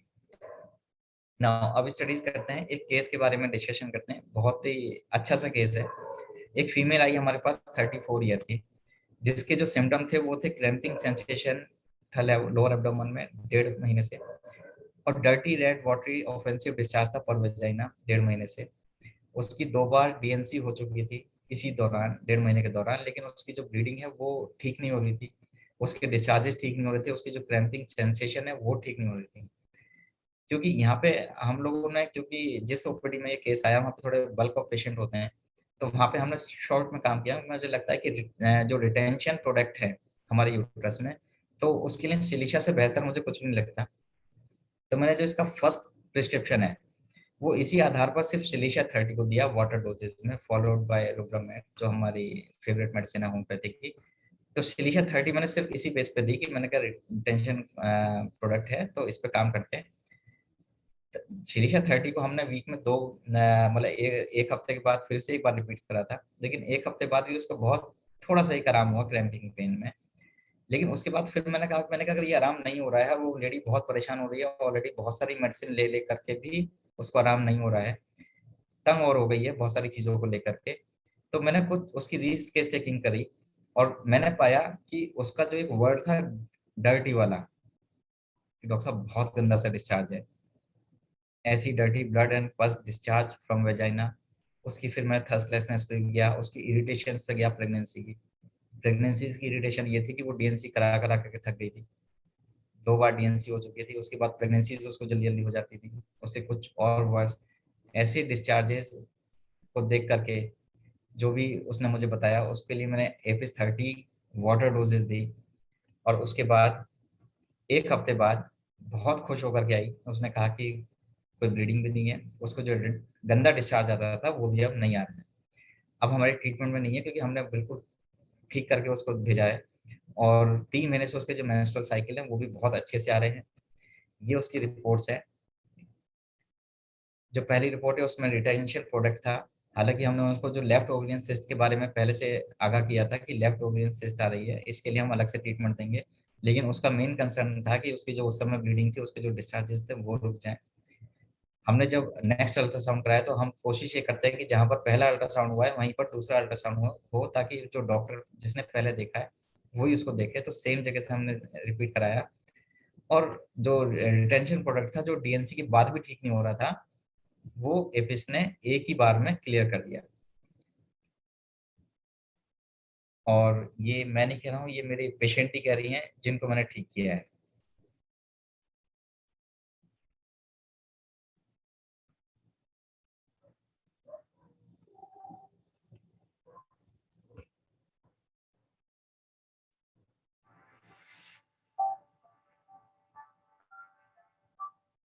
My name is Monika. मैंने 2021 में मैं अपनी डीएनसी कराई थी। तो डीएनसी में मेरे प्रॉब्लम हो गई थी। प्रॉब्लम से मैंने 2-3 डॉक्टर के पास जाके रिजल्ट लेकर आना पड़ा, लेकिन रिजल्ट जो मेरा सही नहीं हुआ। उसके बाद मैंने दोबारा से सफाई की दवाई खाई तो भी मेरी डीएनसी क्लियर नहीं हो पाई। फिर मैं यहाँ डॉक्टर दीपक सर के पास में आई थी। तो यहाँ आने के बाद मेरी क्लियर रिपोर्ट जो है वो हो चुकी है। 3-4 महीने मैंने रेगुलर दवाई खाई है। दवाई खाने के बाद मुझे अच्छा रिजल्ट मिला है। जो डीएनसी कराई थी उसके चलते हुए मेरे शरीर में काफी जगह इन्फेक्शन बना है। पहले बच्चेदानी में इन्फेक्शन था, फिर लीवर पे इन्फेक्शन हो गया। उसी के कारण मुझे काफी सारी बीमारी हो गई थी, जो कि अब यहाँ आने के बाद में मुझे कोई बीमारी नहीं है, मैं बिल्कुल ठीक हूँ। तो मैं ये चाहती हूँ सभी को ये यहाँ पे आके डॉक्टर दीपक के पास में आके अपना इलाज कराएं। एक छोटा सा टेस्टिमोनियल था। और यहाँ पे क्योंकि डॉक्टर प्रियंका भी हैं तो ये मेरी जूनियर कंसल्टेंट हैं, और इन्हीं की हेल्प से ठीक हुआ। इन्होंने मुझे डायरेक्शन दी कि सर ऐसा हो रहा है इसके साथ, क्योंकि केस टेकिंग ये सब बच्चे करते हैं, मैं तो सिर्फ छोटा सा क्लू निकाल करके या जो लोग ये मुझे बताते हैं उसके हिसाब से मैं काम करता हूँ। तो थैंक यू डॉक्टर प्रियंका, आपने मोनिका जी को बहुत जल्दी से ठीक करा। ऐसी एक केस और डिस्कशन करते हैं। एक 30 साल की फीमेल मेरे पास आई, और उसको एकदम अचानक से सुबह जब उठ करके देखा तो पूरे फेस पे स्वेलिंग आ गई थी। और ये स्वेलिंग थी ये सिर्फ एक ही दिन के अंदर डेवलप हुई। बहुत सारे डॉक्टर्स के पास गई, और जब वो डॉक्टर्स के पास गई तो वो डॉक्टर्स जिनके पास गई उन्होंने कहा कि ये तो बहुत खतरनाक स्वेलिंग है, और इस स्वेलिंग के लिए आपको टेस्ट कराने पड़ेंगे, बहुत सारी ऐसे चीज़ों से गुजरना पड़ेगा जो गलत है। उन्होंने किडनी का भी डाउट डाल दिया, उन्होंने थायराइड का भी डाउट डाल दिया, उन्होंने बहुत सारी बीमारी को लेकर के उन्होंने कहा कि जब तक हम इस चीज़ के लिए हम नहीं पता लगा पाएंगे कि क्यों ये स्वेलिंग, तो हम दवाई नहीं दे पाएंगे, या फिर कोई ये एलर्जी भी हो सकती है। तो मैक्सिमम डॉक्टर्स ने उनको जब प्रिस्क्रिप्शन दिया तो यही कह करके दिया कि आप पहले टेस्ट करा करके आओ, क्योंकि ऐसी स्वेलिंग होना अच्छी बात नहीं है, आपकी बॉडी में कुछ भी हो सकता है। जब मैंने उनसे कॉजेज के बारे में पूछा तो उन्होंने कहा कि नहीं ऐसा कुछ भी नहीं है डॉक्टर, मैं बस सुबह उठी और मुझे मेरे पूरे फेस पे एकदम स्वेलिंग मिली और मुझे पता नहीं क्यों हो गई। मैंने उनके हस्बैंड से पूछा कि मैंने कहा हो सकता है कोई कॉज हो, क्या बात हो गई, कीड़े तो नहीं काट लिया या कोई और वजह हो। तो उन्होंने कहा कि नहीं ऐसा कुछ भी है, मुझे नहीं लगता कि जो दिक्कत हुई हो और सब कुछ ठीक चला था। जब हम नेक्स्ट डे उठे हैं तो इनको ये स्वेलिंग हो गई। फिर भी मैंने सोचा कि इस चीज के लिए जैसा वो फेस मेरे पास लेकर के आई थी, इसमें सबसे पहले मैक्सिमम लोगों के दिमाग में एपीसी दवाई आती है। मुझे लगा कि एपीसी से ठीक तो हो ही जाएगी, लेकिन फिर भी एक बार कंफर्म करते हैं हुआ क्या। मैंने अलग से बैठाया उसको और मैंने पता लगाया कि वो एक उसका एक इमोशनल कॉज था। A fight with her cousin sister for her daughter. अपनी बेटी के लिए वो अपनी कजन सिस्टर से उसकी कोई लड़ाई हो गई थी एक दिन पहले। मैंने आपको बताया कि जो एपिस है वो अपनी फैमिली को लेकर के बहुत ही सेंसिटिव होती है। वो अपनी फैमिली के बारे में ना तो गलत सुनती है, ना कुछ गलत करती है, ना अपनी फैमिली में कोई नुकसान देना चाहती है। इमोशनली हर्ट जब हो जाती है जब कोई उसका फैमिली का मेंबर उसको हर्ट कर दे या उसको कुछ कह दे किसी भी तरीके से, या जो उनके बहुत खास है उनको कुछ कह दे। जैसा मैंने आपको जब डॉक्ट्राइन ऑफ सिग्नेचर बता रहा था, तो उसमें वो जो क्वीन है जिसने पूरी एक साम्राज्य बनाया या जिसने वो सब कुछ पैदा किया, अगर वो किसी काम की नहीं रह जाती तो सब लोग उसी को मार देते हैं। पूरे वर्कर्स मिल करके उस क्वीन को मार देते हैं।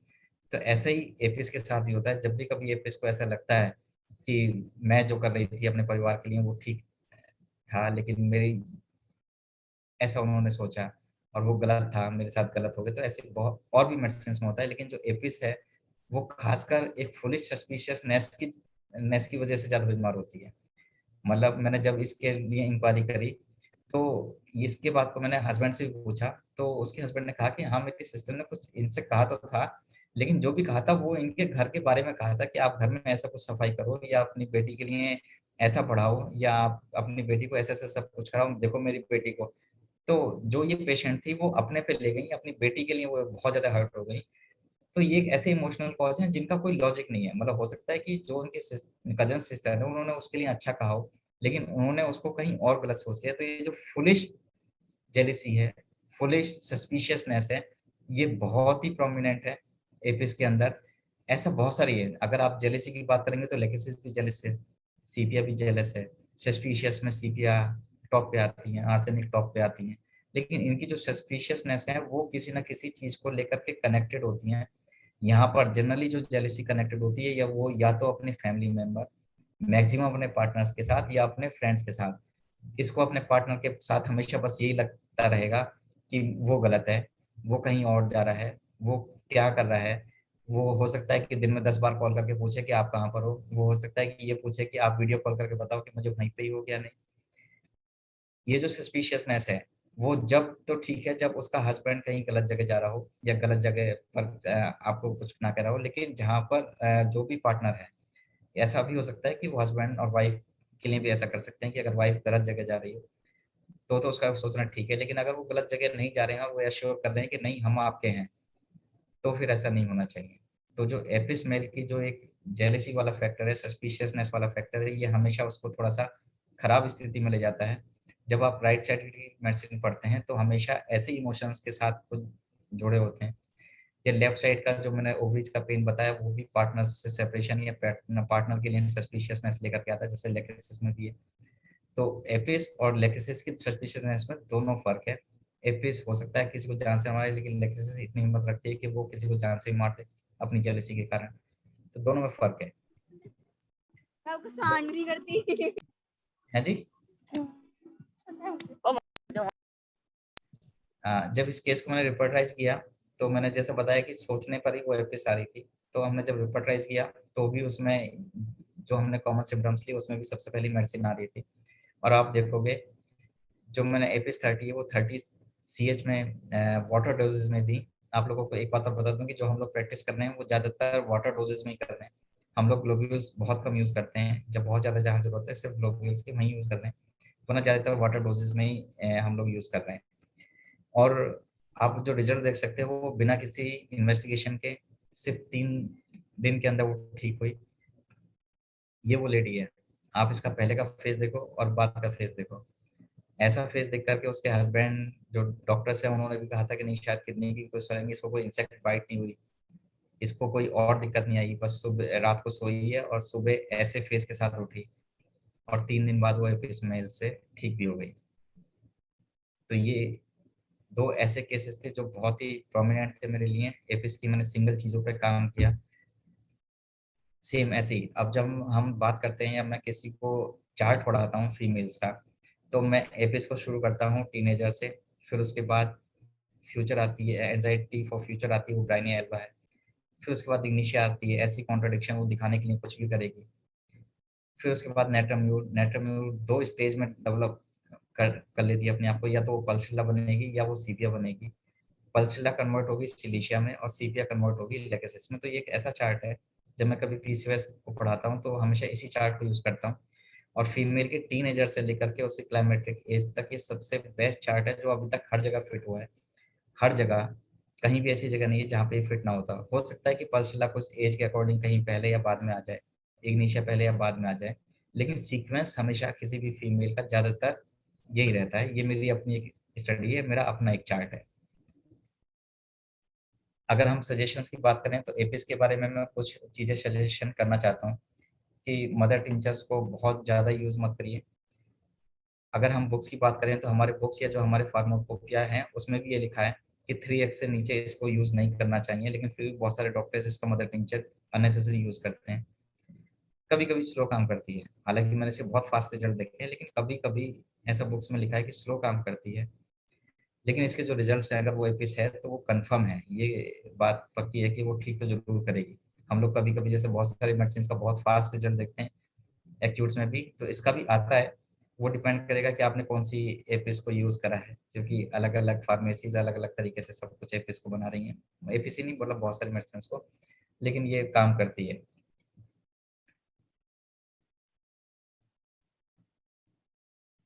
नाउ अब आप सब लोगों से क्वेश्चन है कि जो हनी बीज यूज की जा रही है हमारी होम्योपैथी में, वो क्वीन है या वर्कर है। जो भी एक छोटी सी अगर किसी को स्टोरी समझ में आई हो तो वो चैट बॉक्स में लिख सकता है या मुझे बता सकता है अनम्यूट करके। Queen sir, queen. कोई, हाँ जी बलजीत जी आप बताइए।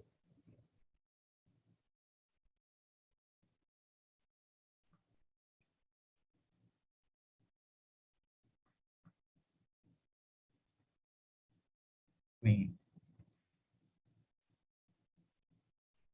तो देखो जो भी मैंने स्टोरीज बताई हैं उसमें से आपको हिंट ही मिल गया होगा कि सब लोग क्वींस की बात कर रहे हैं, लेकिन मैं आप लोगों को एक सच्चाई बता दूं कि जो ये लिटरेचर है डॉक्टर ब्रूनस का जिन्होंने इसको प्रूव किया था, ये बहुत ही एक छोटी सी लाइन में कहीं इसके बारे में लिख करके गए थे। और जहाँ पे जो लिटरेचर मुझे मिला है इसका मैं आज रेफरेंस नहीं दे रहा हूँ, लेकिन जब भी कभी इस वीडियो पे कोई कमेंट, जब भी मुझे एक सोर्स कंफर्म हो जाएगा तो मैं इस वीडियो पे कहीं ना कहीं जो भी सोशल मीडिया पे डलेगी मैं वहाँ कहीं ना कहीं इसको बता दूंगा। मैं 1-2 दिन और लगेगा उसको कंफर्म करने में। उन्होंने क्लिनिक यूज करी थी, लेकिन जो आजकल के मदर टिंचर्स आ रहे हैं या जो आजकल की फार्मेसी है या जो हमारे फार्मेकोपिया बने हैं, वो सब ये कहते हैं कि किसी भी हनी बी को उठा करके आप डाल दो। तो सोचो कि जो हम एपिस उस समय प्रूविंग के लिए यूज हुई होगी या जो आज हम लोग यूज कर रहे हैं उस एपिस में कितना फर्क होगा। तो इसीलिए हमारे जो फार्मेसी है उस सेक्टर को बहुत स्ट्रांग होना पड़ेगा। ये जो हनी बी का मैंने एक फोटो लगाया, ये बहुत ही सुंदर लेडी है, बहुत ही सुंदर दिखती है, बहुत ही अच्छी है, लेकिन प्रॉब्लम बस इसके साथ एक ही है कि वो जेलिसी की वजह से अपने परिवार, अपने समाज या अपने किसी भी रिलेटिव के साथ बहुत अच्छा सा बिहेव नहीं कर पाती। उसको हर चीज में कहीं ना कहीं कोई ना कोई डाउट रह जाता है। ये जो सस्पिशियसनेस है, ये ऐसी फुलिश सस्पिशियसनेस जो बार बार मैं वर्ड बोल रहा हूँ, वो ऐसी है जिसका कोई एक्चुअली लॉजिक नहीं है, जिसको समझा करके उसके जो पेरेंट्स हैं या उसके जो समाज है या जो उसके फ्रेंड्स हैं या उसके रिलेटिव है वो समझा समझा करके थक जाते हैं कि नहीं ऐसा नहीं है। एपिस कभी भी ये प्रूव नहीं कर पाती कि ये जो हुआ है या ये जो मैंने सस्पिशन किया है, सस्पिशियस किया है, वो ठीक है। ये कभी भी ज्यादातर वो प्रूव नहीं कर पाती, लेकिन उसके बावजूद भी उसके मन में हमेशा ये डाउट रहते हैं। तो ये एक उसकी सबसे बड़ी कमजोरी है। मैं इसलिए हर एक एपिस की मरीज जिसको भी मैं देखता हूँ उससे हमेशा एक रिक्वेस्ट करता हूँ कि आप इस चीज को अगर छोड़ देंगे तो शायद अपने प्रोफेशन में टॉप कर जाएंगे। और मैक्सिमम एपिस की फीमेल या तो नेट्रम्यूर के फेज में जाएंगी या फिर वो किसी और फेज में चली जाएंगी जो गलत है, जहाँ से उसकी बीमारियों का जन्म होता है। तो हम अगर टीनेजर को समझ जाएं और अपनी टीनेजर्स में जितनी भी फीमेल्स या जितने भी मेल्स हैं उनको वहीं से काउंसलिंग देना शुरू कर देंगे, तो हो सकता है कि ये समाज जो है वो थोड़ा सुधर जाएगा और थोड़ी अच्छी जनरेशन या कम बीमारी के साथ लोग आएंगे। आजकल अगर इनफर्टिलिटी की बात करें तो वो भी ज़्यादातर एपिस की वजह से ही आ रही हैं। शुरुआती स्टेज में जो टीनेजर्स हैं वो आती सब लोग इसी स्टेज से हैं। तो अगर क्वीन और वर्कर की बात करेंगे तो हमारे मदर टिंचर्स में एक्चुअली क्वीन यूज होनी चाहिए, लेकिन साइज का बहुत सारे मैटर्स को लेकर के मैंने कई सारी फार्मेसी से पूछा। आजकल सब लोग वो ड्राई पाउडर यूज कर लेते हैं। अब ड्राई पाउडर किसका बन रहा है, वो कहाँ से यूज कर रहे हैं, उसका सोर्स क्या है, ऐसा कोई भी नहीं समझ में आ रहा। उनका एनवायरनमेंट क्या है, वो कहाँ से ली गई हैं, उनको सेपरेट मतलब आर्टिफिशियली बनाया गया है या वो नेचुरल तौर पर बनी है। ये सब चीज़ें डिपेंड करती हैं कि हमारी मेडिसिन जो है वो कितना इफेक्टिव होगी। इसीलिए आपको लगता होगा कि कभी कभी आपने एपिस को देखा, एपिस के सारे सिम्टम लिए, लेकिन एपिस ने काम नहीं किया। तो वो ऐसा नहीं कि एपिस ने काम नहीं किया, वो एपिस सही नहीं थी। तो जब भी कभी ऐसा हो और आपकी एपिस काम ना कर रही हो तो आप जो एपिस की कंपनी है उसको चेंज करो, इंस्टेड कि आप कोई दूसरी मेडिसिन चेंज करो। मेरे क्लिनिक पे भी मैं ज़्यादातर ऐसे ही करता हूँ कि कोशिश करता हूँ कि सबसे पहले तो जो मेडिसिन आए वो अच्छी मेडिसिन हो, अच्छी फार्मेसी से मेडिसिन हो। लेकिन अगर फिर भी मेरी एपिस काम नहीं करी है, कोई भी मेडिसिन काम नहीं कर रही, तो मैं सबसे पहले एक दूसरी कंपनी की मेडिसिन मंगा करके उसको ट्राई करता हूँ और ज़्यादातर सक्सेसफुल हो जाता हूँ।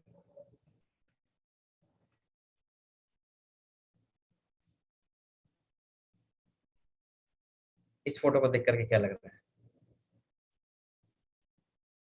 बहुत सारे लोगों को बहुत डर्टी लुकिंग लग रहा होगा, किसी को कुछ अजीब लग रहा होगा। तो ये एक्चुअल में एक क्वीन है जिसकी ये 8K में फोटो है। मुझे बहुत मुश्किल से मिली है, लेकिन ये बहुत ही बढ़िया पिक्चर है।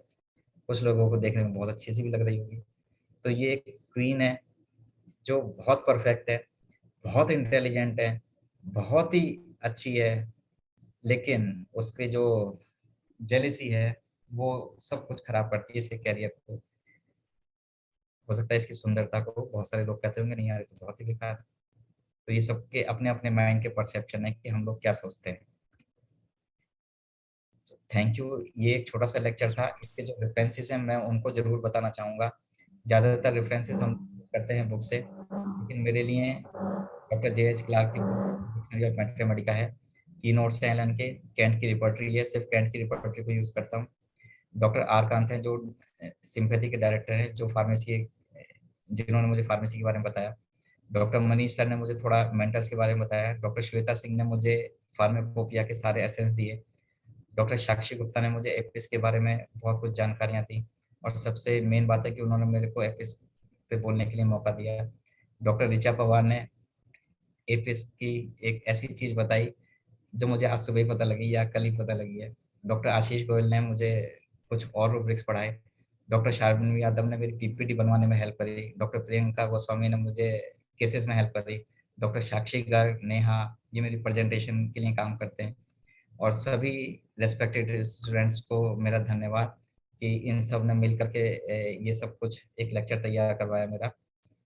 Thank you so much. Thank you doctor Sakshi, thank you doctor Shweta.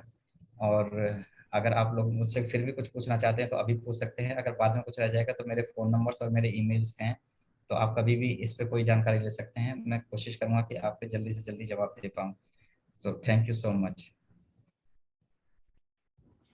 Thank you so much sir. आज एपी सुन के ऐसा लग रहा था कि शायद पहली बार पढ़ रहे हैं इतनी सारी नई चीजें, और इतना इजीली आपने जो बहुत सारे कॉन्सेप्ट समझाए। Thank you so much. Now I request our एचा website doctor Richa to please raise the questions from our speakers. किसी को भी कोई क्वेश्चन पूछना हो तो प्लीज आप लोग चैट बॉक्स में लिख सकते हैं, और you can raise your hand and we'll allow you to unmute. Ma'am please raise the questions to our speaker.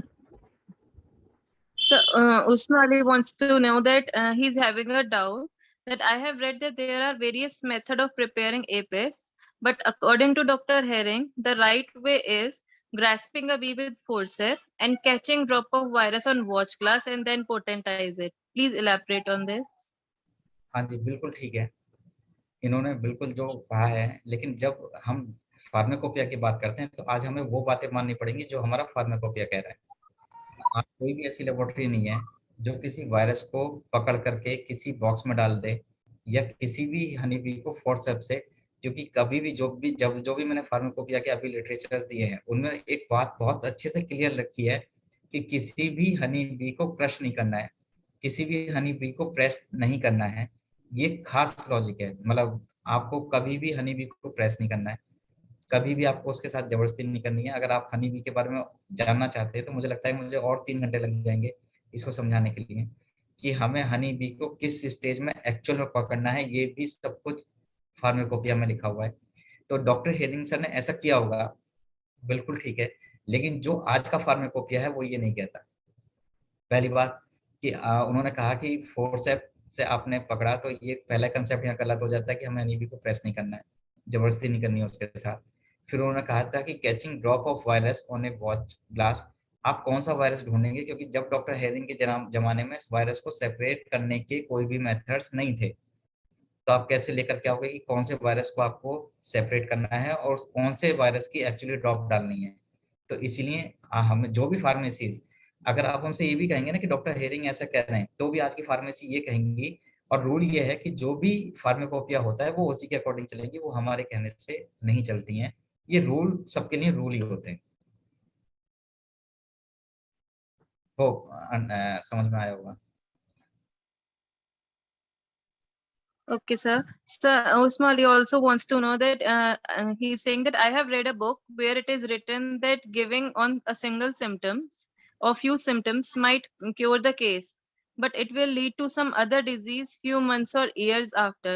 So basically, it is suppression, and the book said to always go for totality. So please clear this doubt. Osama, बहुत अच्छे, आपने जो लिखा है उसी में आपका answer छुपा हुआ है, आप उसको दोबारा से पढ़ो। I have read a book where it is written that given on a single symptom, bracket में आपने लिखा है few symptoms might cure the case। might का मतलब क्या है कि ऐसा हो सकता है कि उसने क्योर किया हो। यहाँ पे उन्होंने कंफर्म नहीं किया कि वो सब जगह सेपरेशन होगा। हो सकता है कि few symptoms से केस क्योर हो जाए।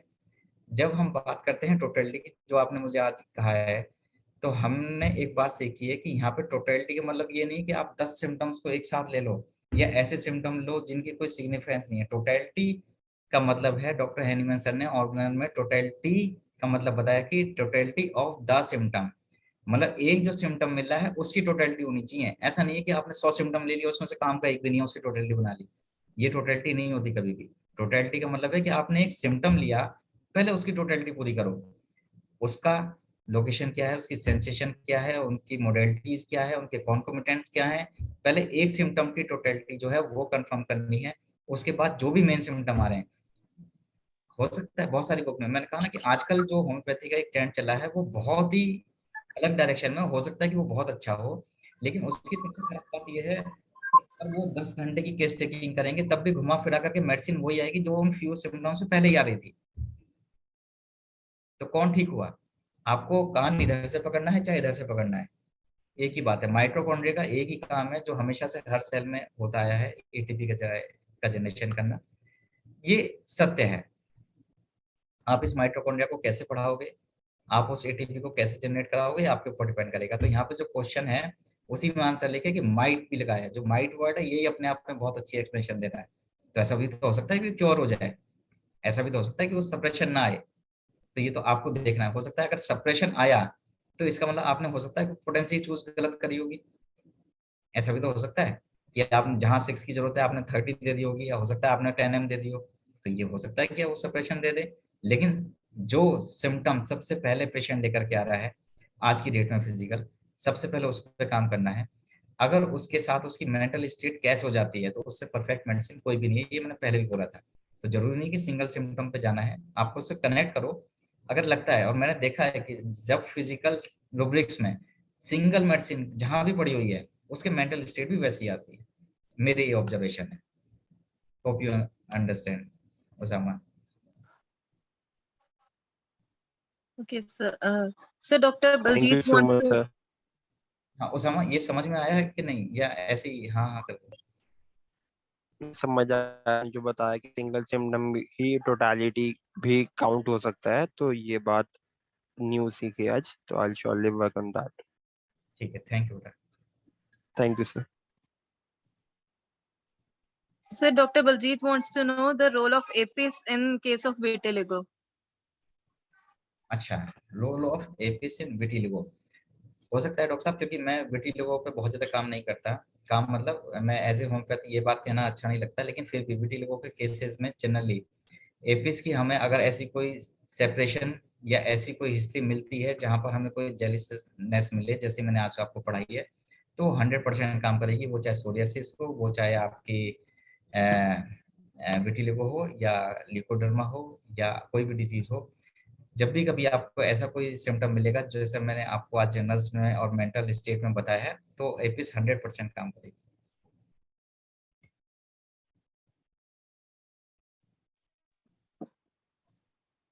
जी, और कोई question? Yes, sir. Dr. Jyoti Datwal wants to know that please explain the meaning of symptom you mentioned. Premonition of death thinks it is about to transpire. चलो अच्छा, किसी ने तो ध्यान दिया। देखिए, जब हम एपिस की बात कर रहे थे तो मैंने आपको बताया कि इसके साथ एक बहुत बड़ी प्रॉब्लम ये है कि वो ये जानती है कि मैं जेलस कर रही हूँ, मैं वो अच्छा नहीं है, लेकिन उसके बावजूद भी बहुत सारी बातों को समझ करके वो इग्नोर करती है क्योंकि उसकी जो जेलसी है वो इतनी स्ट्रांग है कि वो होने ही नहीं देती। ऐसी जेलसी के बाद जब मैंने आपको इसके म्याज के बारे में पढ़ा रहा था, तो मैंने आपको बताया कि एपिस भी मल्टी म्याजमेटिक मेडिसिन हो सकती है। और मल्टी म्याजमेटिक मेडिसिन का मतलब है कि वो किसी भी काम में कभी भी किसी भी म्याज में पहुंच सकती है। तो जब कभी हम एपिस की ऐसी स्टेज में जाएंगे जो थोड़ी सी और ऊपर जाएगी, जहाँ पे साइकोटिक और सिफिलिटिक फेजेस में जाएगी, तो वहाँ पे कुछ ऐसी फीलिंग आने लगती है कि वो ऐसा तो ना हो जाए कि मैं कहीं मर ना जाऊं, ऐसा तो ना हो जाए कि मेरा कोई परिवार न मर जाए। ऐसी अनप्लेजेंट फीलिंग जो उसको आएंगी, वो हमेशा ऐसी स्टेज पर आएंगी जहां पर वो सोलिक से थोड़ा सा ऊपर बढ़ जाएंगी। तो ये मेडिसिन के अलग अलग रोल्स हैं, अलग अलग डोमिनेंसी है। हो सकता है कि ये जो सिम्टम है जिस पे अभी बात हो रही है, इस सिम्टम से आपको कहीं और भी जाना पड़े। कहीं और मतलब हो सकता है कि एपिस की जो नेक्स्ट फेजेस मैंने बताई थी, जो नेट्रिम्यूर में कन्वर्ट होती है, जो सीपिया में कन्वर्ट होती है, जो लेकेसिस में कन्वर्ट होती है, जो पल्सला में कन्वर्ट होती है, हो सकता है कि आपको वहाँ कहीं पे भी उसका सहारा लेना पड़े। लेकिन ये जो फीलिंग है, इस सिम्टम पे कभी मैंने सिंगल इस रूब्रिक पे मैंने कभी दवाई नहीं दी है, लेकिन हाँ इंक्लूड जरूर करा है एपिस में ऐसा कि उसको ऐसी फीलिंग्स आने लगती हैं। बाकी सब कुछ ऐसे ही है, सब कुछ ऐसे ही रहता है। आप हाँ, ऐसी एक सिम्टम जो मैंने बताया कि थर्स्टलेसनेस वाला, इसको अगर कोई क्वेश्चन पूछने वाला हो तो मैं पहले ही एक्सप्लेन कर दूं कि जो थर्स्टलेस फीमेल है या थर्स्टलेस मेल है, आपको इसको कभी भी फेस पे, कभी एब्डोमेन पे, कभी भी एक्सट्रीमिटीज पे, कभी भी इस आपको डिहाइड्रेशन के साइन कभी नहीं मिलेंगे। नहीं तो क्या होना चाहिए था, पानी नहीं पीते तो क्या हो जाना चाहिए था, डिहाइड्रेशन हो जाना चाहिए था। लेकिन इसके फेस पे, इसके या हाथ पैरों पे कभी भी आपको ड्राइनेस या डिहाइड्रेशन के कोई भी साइन नहीं मिलेंगे। तो ये मैंने थर्स्टलेसनेस वाला भी क्लियर कर दिया अगर किसी का पहले से क्वेश्चन है। और जो ये डेथ वाला है ये मैंने क्लियर कर दिया है, इसको मैंने कभी भी सिंगल नहीं लिया है। लेकिन हाँ, ये एक ऐसी स्टेज है जहाँ पे एपिस जो है वो साइकोटिक और सिफिलिटिक घूम रही होगी। सर फेशियल ड्रॉप्सी हो सकती है एपिस में? पेशेंट की ड्रॉप्सी? Facial dropsy? हाँ, वो मैंने केस दिखाया तो है, वो फेशियल ड्रॉप्सी का ही तो है। अच्छा, एडिमा मतलब पिटिंग है सर, नॉन पिटिंग है? कैसा भी हो सकता है मैम, कैसा भी। ये जो एडिमा था इसको बिल्कुल नॉन पिटिंग है, कोई बर्निंग नहीं, कोई भी एपिस का फिजिकल साइन नहीं है।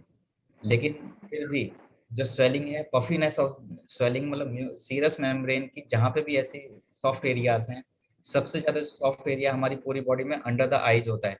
ये सबसे सॉफ्ट एरिया है। उसके बाद जो सॉफ्ट एरिया होता है वो नोज की टिप होती है। उसके बाद जो सबसे सॉफ्टेस्ट रीजन होते हैं वो ईयर लोब्स होते हैं। ये सबसे सॉफ्ट रीजन है। तो जब भी कभी यहाँ पे स्वेलिंग मिलेंगी अनयूजुअल किसी भी कॉज के बिना, ज़्यादातर एपीसी आती हैं। ज़्यादातर ऐसी मेडिसिन में हमेशा जो भी आपको मैंने इमोशनल हर्टिंग बताई है वो कहीं ना कहीं मिलेंगे जरूर, वो चाहे एक हफ्ते पहले की हो, एक दिन पहले की हो या एक महीने पहले की हो, आएंगे जरूर। Okay sir, thank you sir. Sir, Dr. Mohammed Muzammil wants to know any role of APIS in prostatitis. Yes, मैंने बताया तो। अगर बर्निंग के साथ मिल रहा है, उसको ड्रॉप में दिक्कत आ रही है, ड्रॉप आ रहा है विद बर्निंग है, स्पेशली जब वो लास्ट ड्रॉप करेगा उसके बाद जो बर्निंग आएगी, बिल्कुल एपिस हो सकती है। बहुत सारे लोग एपिस का मदर टिंचर प्रोस्टेटाइटिस में यूज करते हैं, लेकिन मैं ऐसा नहीं सजेस्ट करता। अगर आपको इस केस में जाना है तो आपको 6C use Dr. Guneet Pal Singh wants to know APIS in the case of chronic leukorrhea. Guneet, कैसे हो तुम बेटा?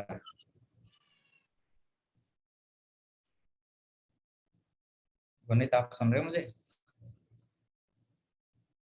यस सर, कैसे हो? Fine sir. गुड।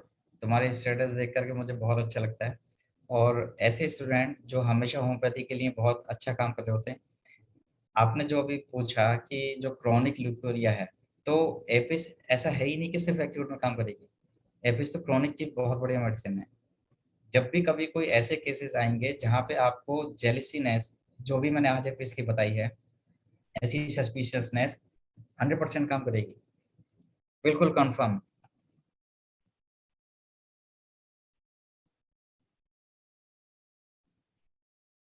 सर कौन सी पोटेंसी यूज करेंगे वो टाइम पर? भाई देखो, अगर जहाँ तक पोटेंसीज की बात है तो मैं फिर से क्लियर कर दूं, जो हम आजकल ओपीडीज में यूज कर रहे हैं वो 6 यूज करते हैं, या हम लोग 30 यूज करते हैं। अगर एपिस की बात करोगे तो हम इसको 10 तक भी लेकर के जाते हैं अलग अलग केसेस में। तो जो पोटेंसीज का गेम है वो बहुत ही अलग गेम है। पोटेंसीज का मतलब है कि आपको अपना एक एक्सपीरियंस नोट करना पड़ेगा, या जो भी आपके सीनियर्स हैं उनका एक एक्सपीरियंस लेना पड़ेगा, और आपको पत्थर पर कितनी चोट मारनी है। मतलब एक बेलदार को या किसी सर्विसमैन को ये पता होता है कि मुझे पत्थर पर कितनी चोट मारनी है कि वो टूट जाए। तो ये हमारा एक छोटा सा एक्सपीरियंस हमें सब कुछ दिखा देता है। मेरे साथ गलती भी हुई थी, एक बार मैंने एपिस को 3x में दिया था और वो पूरी बॉडी को बहुत जबरदस्त सीवियर इरप्शन लेकर के आया। तब से मैं 6 से नीचे उसको यूज ही नहीं कर रहा हूँ बिल्कुल।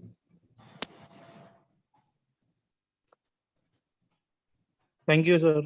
Thank you.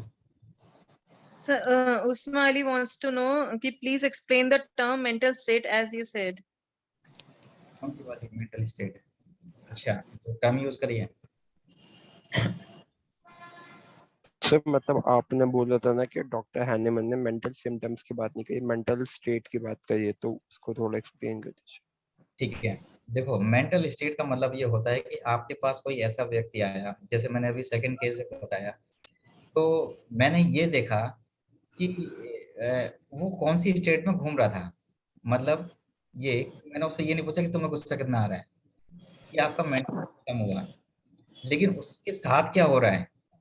मतलब आज बैठे बैठे तुम्हारे वेबिनार तुम सुन रहे हो, उसके साथ पीछे पीछे क्या हो रहा होगा, या तुम पीछे पीछे क्या सोच रहे होगे, या तुम्हारे परिवार वाले इसके बारे में क्या क्या सोच रहे होंगे, या तुम परिवार वाले के बारे में क्या सोच रहे हो। ये एक मेंटल स्टेट है। मेंटल सर कॉम्प्लेक्स डिजीज में एपिस काम कर सकता है क्या अकॉर्डिंग टू ऑर्गन एंड? हाँ, अभी आ रहे हैं डॉक्टर साहब, एक मिनट पहले उसामा की बात क्लियर कर लें। तो जो मेंटल स्टेट की बात है वो ये बात है कि हमारे में साथ हो क्या रहा है, ये मेंटल स्टेट है। हमारे सिम्टम क्या है, जैसे कि मुझे गुस्सा कितना आ रहा है, ये मेरा एक मेंटल सिम्टम है। ठीक है, मेंटल स्टेट कि मेरे साथ हो क्या रहा है। मेरा कोई दोस्त मुझसे गुस्सा हो गया, मेरे दोस्त ने किसी ने कुछ कह दिया, या मैं किसी को बर्थडे विश नहीं कर पाया, उसका मुझे रिग्रेट हो रहा है, या मैं किसी का कोई काम नहीं कर पाया, उसका मुझे रिग्रेट हो रहा है। तो ये है मेंटल स्टेट। मेंटल स्टेट और मेंटल सिम्टम दोनों में फर्क है। Okay sir, thank you so much sir.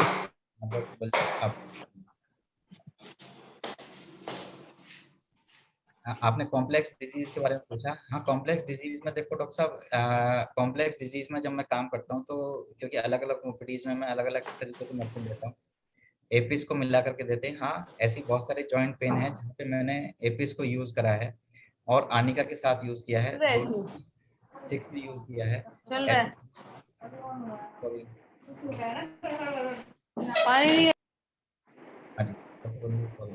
देखिए, मैं आपको बता रहा था कि कॉम्प्लेक्स डिजीज में हमने एपिस को आनिका के साथ भी मिक्स किया है। कॉम्प्लेक्स डिजीज में हमने एपिस के साथ सल्फर का भी हमने रोल देखा है। ऐसी बहुत सारी मेडिसिन है जहाँ पे हमें डिजीज के साथ हमें चलना पड़ता है। बहुत सारी कॉम्प्लेक्स डिजीज है, मैं मानता हूँ कि हाँ सिंगल मेडिसिन बहुत अच्छा काम करती हैं, लेकिन कभी कभी हमारी कंडीशन ऐसी हो जाती है कि हम लोग केस को नहीं समझ सकते या पेशेंट हमें समझाने में दिक्कत करता है। मैं आप लोगों को बस एक ही बात कहना चाहता हूँ कि जब भी कभी ऐसी कोई कॉम्प्लेक्स डिजीज का पेशेंट आ जाए तो बहुत सारा कुछ एकदम से ना करने की बजाय एक छोटे से कॉम्प्लेक्स से बाहर निकाल दो बस पेशेंट को। हो सकता है कि हम सिंगल मेडिसिन चूज कर लें, लेकिन वो एक दिन में ना हो, 1 महीना भी लग सकता है, 2 महीने भी लग सकता जैसे nephrotic syndrome associated with the PCOD हो गया किसी फीमेल पर्सनालिटी को, है। जी एल्बुमिन उसका अगर रेज हो गया ग्लोबुलिन की वजह से, तो उस केस में एपिस हम दे सकते हैं।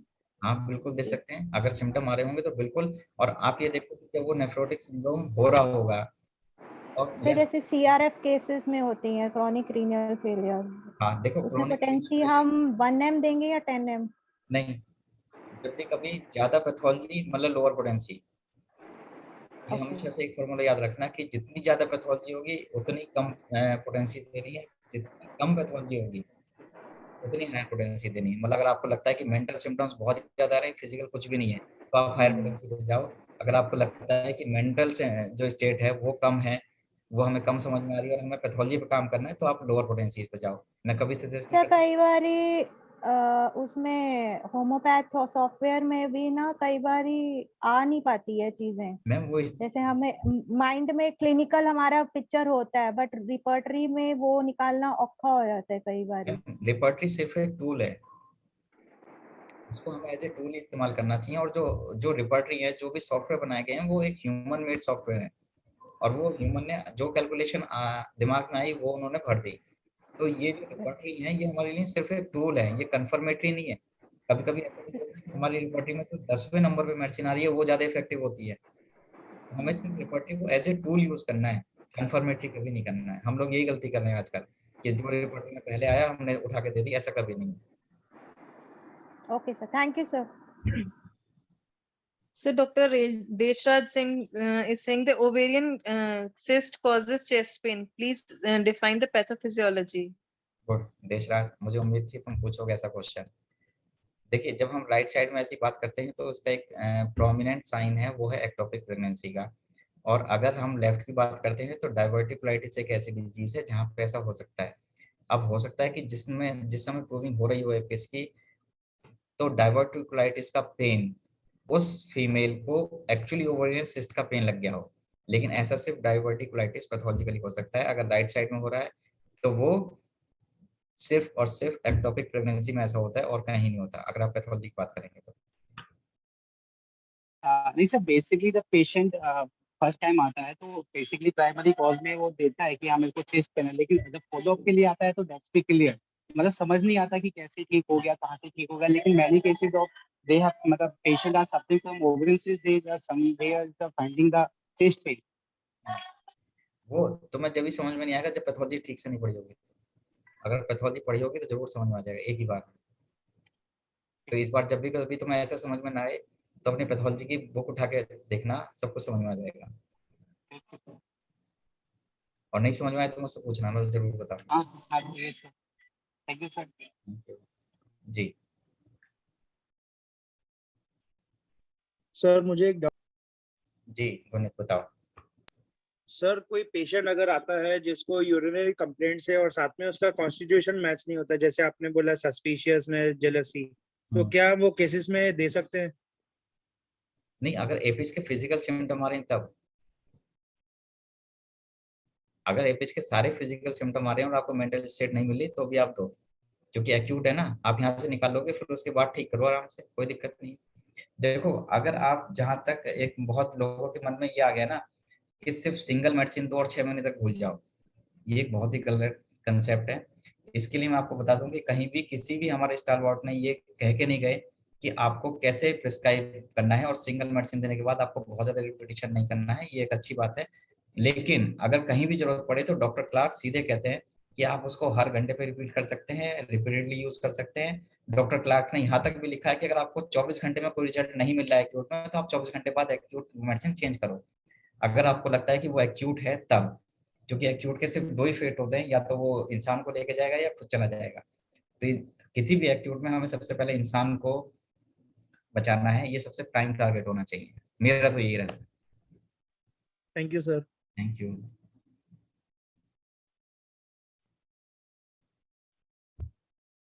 आजकल बहुत सारे लोग, जो मैंने जेलसी वाली बात करी, फोन को लेकर के, फोन पे मैसेज ना आए, कॉल्स ना आए, और किसी का बर्थडे विश ना हो, किसी की एनिवर्सरी विश ना हो, ये तो बहुत कॉमन हो गया है। तो इन जेलसीज को समझें। Thank you. कोई और क्वेश्चन डॉक्टर इच्छा है? Sir last question sir. जी। एक डाउट था कि जैसे हम नोसोड और सार्कोड देते हैं तो उसके कितने दिन के बाद हम कॉन्स्टिट्यूशनल मेडिसिन दे सकते हैं? डिपेंड करता है कि नोसोड और सार्कोडी तो कहीं कॉन्स्टिट्यूशनल मेडिसिन नहीं है। क्यों जरूरत पड़ रही है आपको रिपीट करने की? इंटरकरेंट में देने। इंटरकरेंट का मतलब ये होता है कि आप जो भी मेडिसिन चल रही होगी उसको सपोर्ट दोगे ना, तो आपने वो सपोर्ट दे दिया, फिर क्यों रिपीट कर रहे हो? जैसे मतलब मैं आपको एग्जांपल समझा देता हूँ कि आपने एपिस दी, आपको लगा कि काम नहीं कर रही है, आपने उठा करके सीधे को इंटर करंट निकाली और ट्यूबरकुलिनम दे दी एज एन एग्जांपल। तो जब आपने एपिस के जो सेक्टर था, जो उसका जो फंक्शन था, उसको एनहांस कर ही दिया ट्यूबरकुलिनम से, तो फिर दोबारा देने की क्या जरूरत पड़ गई?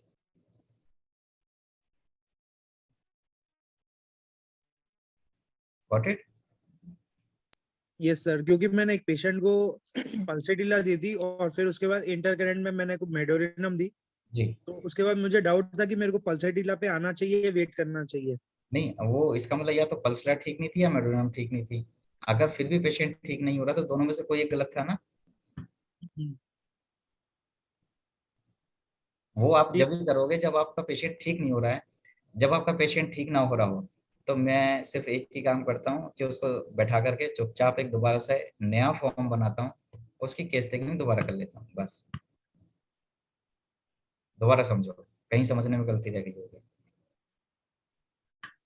Okay sir, thank you so much. Thank you जी। डॉक्टर चा।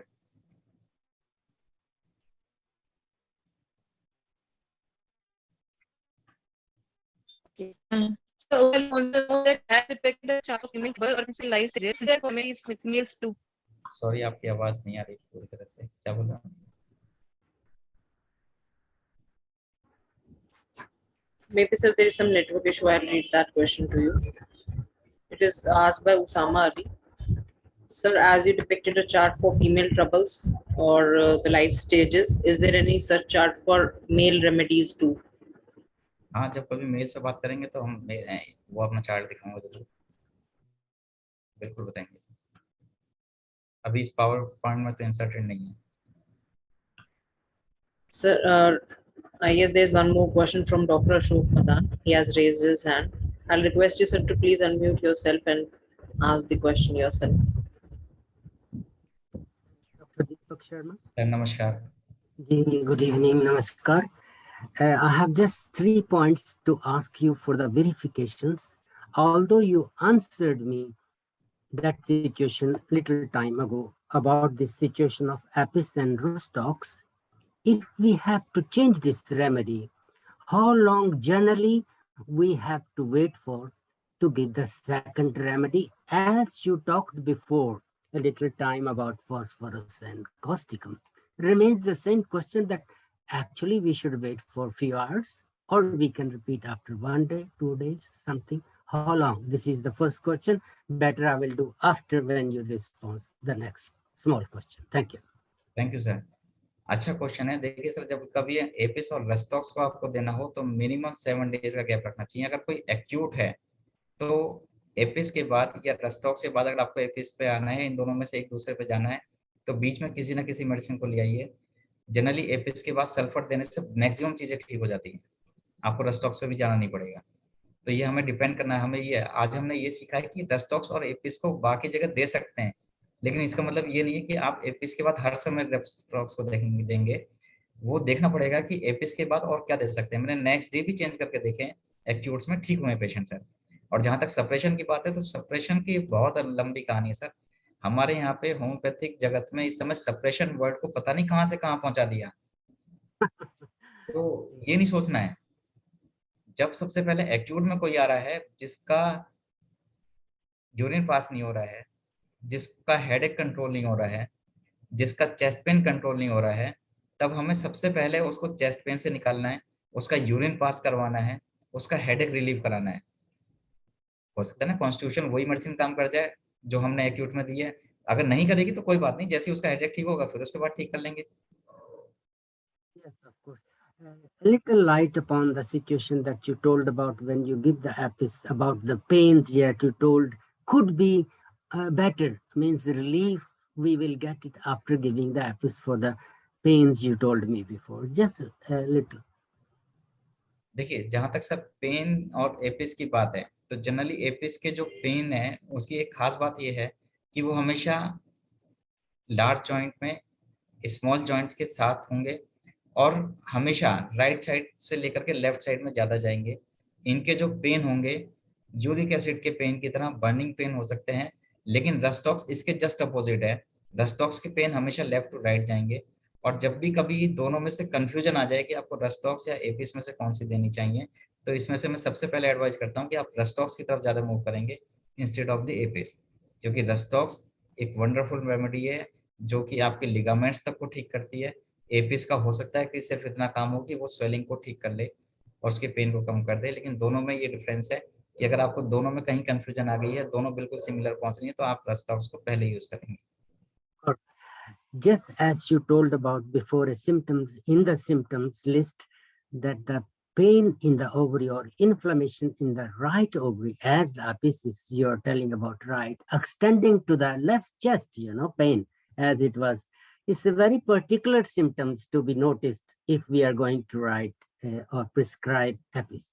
Yeah. How you will let me understand, how I understand might be different, that I can tell you that I feel it, that pain is there or inflammation is there, that was diagnosed, or the patient is telling the symptoms of the inflammation of the right ovary. But the pain extending to, there's something always patient will explain that it is going to this part, if not exactly pain on the spot, whatever will take. How you will tell me exactly these symptoms to understand more? ठीक है, देखिए sir, जहां तक Apis की बात है, तो मैंने एपिस में जो सिम्टम बताया वो सिर्फ लेफ्ट साइड के लिए हैं, कि मतलब वो लेफ्ट ओवरी से होता हुआ चेस्ट की तरफ जाएगा, ऐसा राइट में नहीं होगा।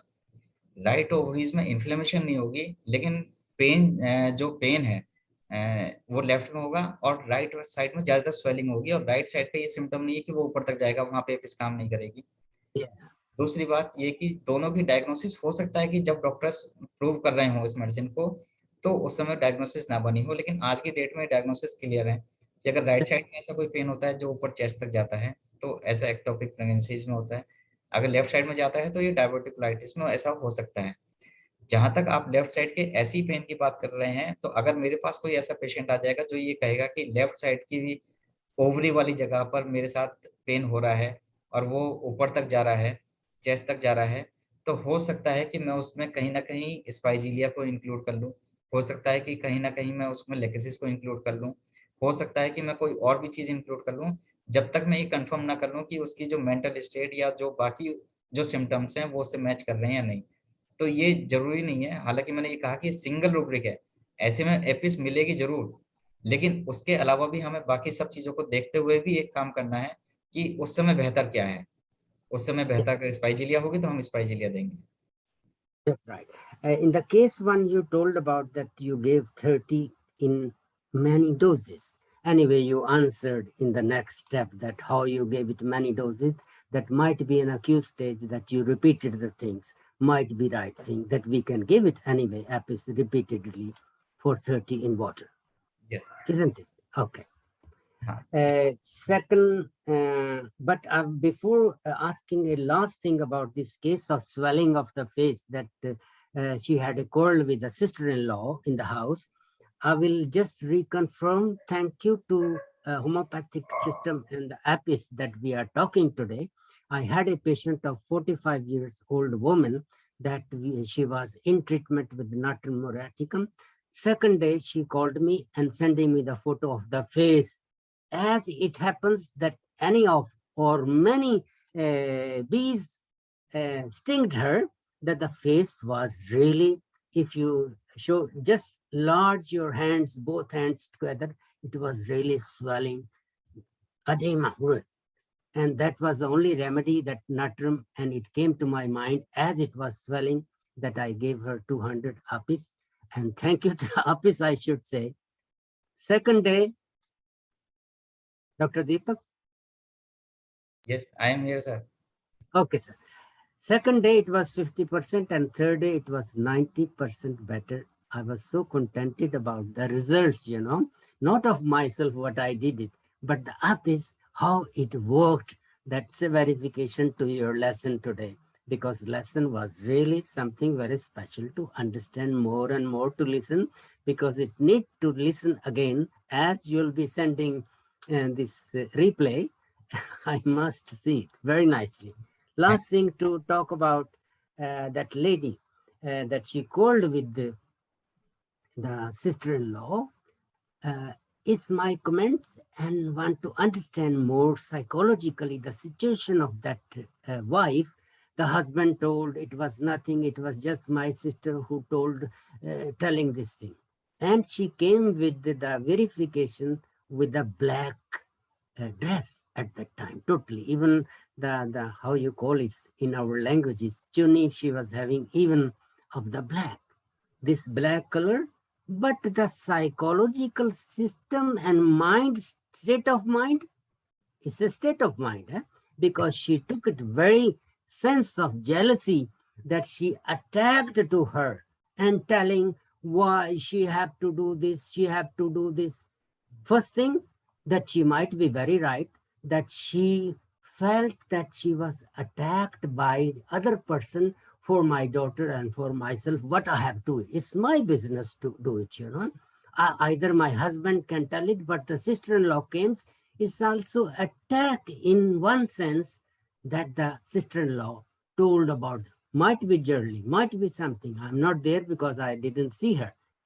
That my feelings is something, is the real jealousy that she felt it. Why the other person have to say something about my family, that as Apis is a very emotion to the family.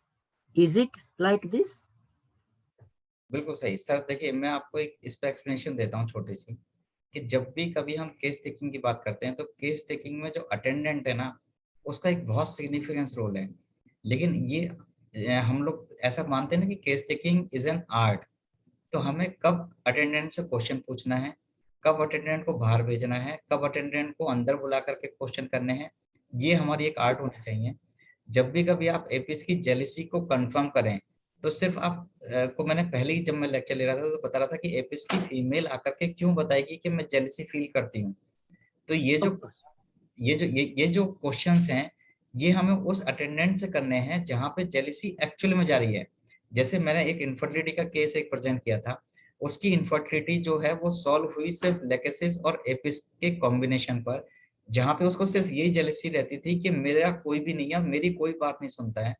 लेकिन जब हमने उसकी mother in law को से, हमने उसके husband से, उसकी सिस्टर इन लॉ से, सबसे कंफर्म किया, तो कहीं भी ऐसा कोई पॉइंट ही नहीं था कि कोई गंदा है या ऐसा कोई बुरा पॉइंट नहीं था जो उसके खिलाफ जा रहा हो। सब लोग उससे अच्छा है। तो हमने उसको सबके सामने बैठाया और उनसे फिर पूछा कि ये सब लोग साथ में बैठे हैं, क्या इनमें से ऐसा वाकई में कुछ होता है? तो उन्होंने कहा कि नहीं सर, ऐसा कुछ करते नहीं है ये, लेकिन मुझे फील होता है। तो ये जो फीलिंग वाली बात है, जो अभी हम बात कर रहे थे सस्पिशियसनेस और डिल्यूजन में क्या वो है, तो ये वो बातें हैं कि उसको फील हो रहा है कि किसी ने मेरा एक बहुत खास दोस्त था, उसने मेरा बर्थडे विश नहीं करा। हो सकता है ना कि उसको याद ना रहा हो, या उस बर्थडे को विश ना कर पाया हो, कोई मोबाइल के नेटवर्क ना हो, या वो व्हाट्सएप ना चल रहा हो, या कोई भी बहुत सारे रीजन हो सकते हैं। लेकिन एक फीमेल या कोई भी एक मेल ये सोच करके बैठ जाए कि उसने ऐसा नहीं किया, तो इसका जनरली कोई भी सब्स्टिट्यूट नहीं है। होम्योपैथी पूरे वर्ल्ड में सिर्फ एक ऐसी मेडिसिन है जो आपके फिजिकल सिम्टम को आपकी मेंटल स्टेट के साथ कनेक्ट करती है। इसीलिए हम लोग जेलिसी को ठीक करने में भी कामयाब हुए हैं। लेकिन जेलिसी वाला फैक्टर जो है, कभी भी आपको पेशेंट जो है वो प्रोमिनेंट कभी नहीं देगा, और एपिस तो शायद कभी नहीं देगी। बहुत सुंदर है, Dr. Deepak Sharma, कभी नहीं देगी। Thank you very much. Really very nice session. I have to thank you for the explanation. Thank you to Dr. Shakshi for the arrangement of the time, giving me more, and your president also, that she allowed to talk a little more than the others. Thank you very much. Thank you. और मैं एक question और clear कर दूं, आपने इससे पहले पूछा था कि जो एक्यूट आता है, जैसे आप कोई भी अगर आपने कोई पल्सडा की यहाँ मेडिसिन दी, मान लो आपने कोई ऐसा केस देखा जहाँ पे पल्सडा आ गया, तो इसका जो एक्यूट है वो कहीं ना कहीं नेट्रम्यूर, वो कहीं ना कहीं हो सकता है कि इग्निशिया पे, या हो सकता है पल्सडा डायरेक्ट कूद करके सीधे एपिस पे पहुंच जाए, ऐसा भी हो सकता है। और ज्यादातर जब हम बहुत अपने स्टालवर्ड्स को पढ़ते हैं, ज्यादातर डॉक्टर हेरिंग को, डॉक्टर क्लार्क को, तो ये बताते हैं कि अगर आपकी कॉन्स्टिट्यूशनल मेडिसिन बहुत ही अच्छी है तो उसकी जो भी एक्यूट होगी वो उसी का वही मेडिसिन आएगी जो उसकी फॉलोवेल में लिखी होगी या ऐसे सिम्टम प्रोड्यूस करती होगी जहां से वो आई है। मान लो कि अगर कोई एपिस की फीमेल है जो यहाँ से जर्नी जिसने स्टार्ट करी, वो अपनी ब्रायनिया से होते हुए, इग्निशिया होते हुए नेट्रम्यूर, पल्सिला या साइलिशिया पे आई, तो ऐसा हो सकता है कि जैसे ही आप साइलिशिया देंगे वो एपिस पे आ गई। अगर आपको ध्यान हो तो मेरे पहले केस में सबसे पहले मैंने सिलिशिया को प्रीफर किया था।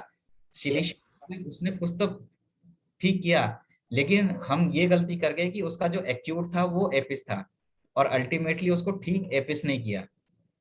तो हमें ये बहुत अच्छे से ध्यान रखना है, कभी भी ऐसा नहीं करना है कि अगर कोई कॉन्स्टिट्यूशनल मेडिसिन का एक्यूट आ गया है तो उसकी फॉलोवेल को जरूर कंसिडर करिए। ऐसा कभी मत करिए कि आप उसकी फॉलोवेल ना दें या ये सोचे कि एक ही मेडिसिन सब कुछ कवर कर लेगी। ऐसा कहीं भी किसी भी बुक में कहीं भी नहीं लिखा है, सिर्फ जो मॉडर्न होम्योपैथी है उसको छोड़ करके कहीं भी किसी कोई भी स्टालवर्ड नहीं लिखे गया sir. I feel my mistake for that patient I'm talking about, that I might have given more doses of apis. Right now it came to my mind because this woman she was very jealous to his brother, as the mother was considering the brother too much and she was being neglected by the mother, and she was very jealous actually. Now it came to my mind why this came out, something, reason or causes might be. So that might have helped up maybe more. Anyway, it went all right. Thank you, Dr. Deepak. Sir, Thank you very much. Good evening. Thank you so much sir. हमारे seniors हमारे साथ हैं। मैं patron doctor VP Singh sir से request करना चाहूंगी कि आज के सेशन के बारे में प्लीज अपने व्यूज बताएं। डॉक्टर साक्षी, बहुत बहुत धन्यवाद आपके लिए। आज का सेशन बहुत बढ़िया रहा, लेकिन मैं अपना एक्सपीरियंस बता देता हूँ कि करीब 15 साल पुराना अर्टिकेरिया मैंने एपिस से ही ठीक किया है। जो कि लड़की एक इस तरह की एक कोई मेडिसिन वो बता रही थी एलोपैथिक, उस पर रहती थी वो, और उससे नींद में रहती थी वो, उसकी मेमोरी बड़ी लॉस होती जा रही थी, उसके इंटरनल जो सिम्टम्स थे वो बड़े चेंज हो रहे थे, लेकिन एपिस से ही वो ठीक हुई।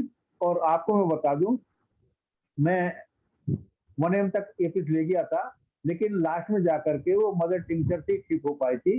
ये मेरा एपिस के बारे में तजुर्बा है। और आज जो डॉक्टर दीपक शर्मा ने जो एपिस के बारे में बताया है वो बहुत ही बढ़िया लेक्चर आज का रहा है, और ऐसा लगा है कि जैसे आज हम 35 साल पहले फर्स्ट ईयर की क्लास में बैठे हुए हैं। बहुत बहुत अच्छा लगा साक्षी, आज आपने जो ये एपिस जो ऑर्गेनाइज किया है, बहुत बहुत धन्यवाद आपको, आपकी टीम और डॉक्टर दीपक शर्मा को धन्यवाद। Thank you sir.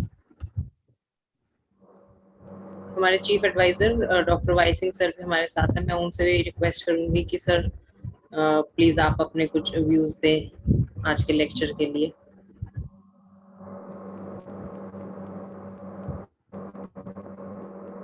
Hello sir, आप सुन पा रहे हैं?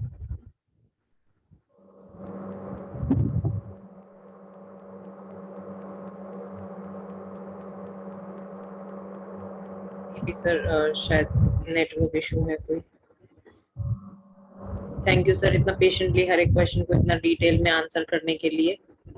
अब मैं अपने प्रेसिडेंट डीएचएमए की प्रेसिडेंट डॉक्टर श्वेता सिंह से रिक्वेस्ट करूंगी to kindly share the certificate like for on the behalf of DHMA sir as a gratitude. मैं आपसे परमिशन लेना चाहूंगी।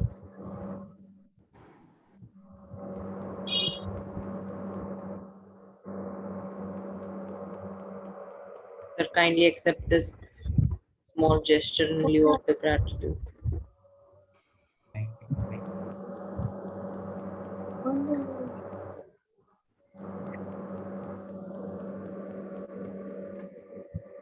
Now I'll request Shweta ma'am to please give a vote of thanks. Dr. Sakshi, first of all, I want to thank Dr. Deepak, our respectable speaker, for his insights on APIS, and it was really informative and enlightening, sir. Thank you. And we will have much more such discussions in near future with you, and would love to bring you back with such innovative subjects. And thank you so much for today's session. And I thank my executive team for their continuous support and the selfless services with which we are able to continue our service towards homeopathic world, and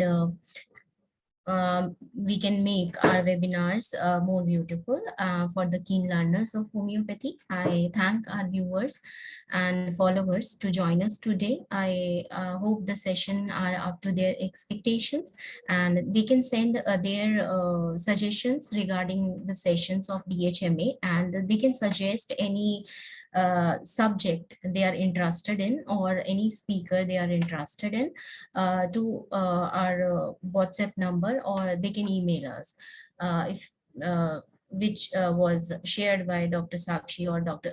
Jyoti in the chat box. Thank you all for joining us today. Thank you. Over to you, Sakshi.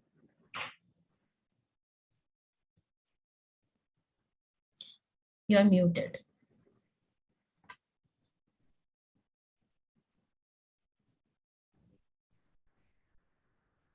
Thank you so much, ma'am. I'll once again like to thank our patron, Dr. VP Singh sir, our president, Dr. Shweta Singh, our senior vice president, Dr. Yogendra Tyagi, our vice president, Dr. SP Verma, our chief advisor, Dr. Yudhishthir Singh Sang, and our media operating executive, Dr. Deepak Sharma. They all are there with us all the time, and the entire team in helping to make this happen. Once again, I'll take the opportunity to remind all of you, if you wish to take membership and become an integral part of this family, please visit our website www.dhma.in, and for any queries or suggestions or feedback, please write to us at dhmadelhi@gmail.com. Please stay connected for more such informative sessions. Thank you so much. Thank you everyone. Thank you, Dr. Shweta. Thank you, Dr. Sakshi. Thank you, sir. Thank you, sir.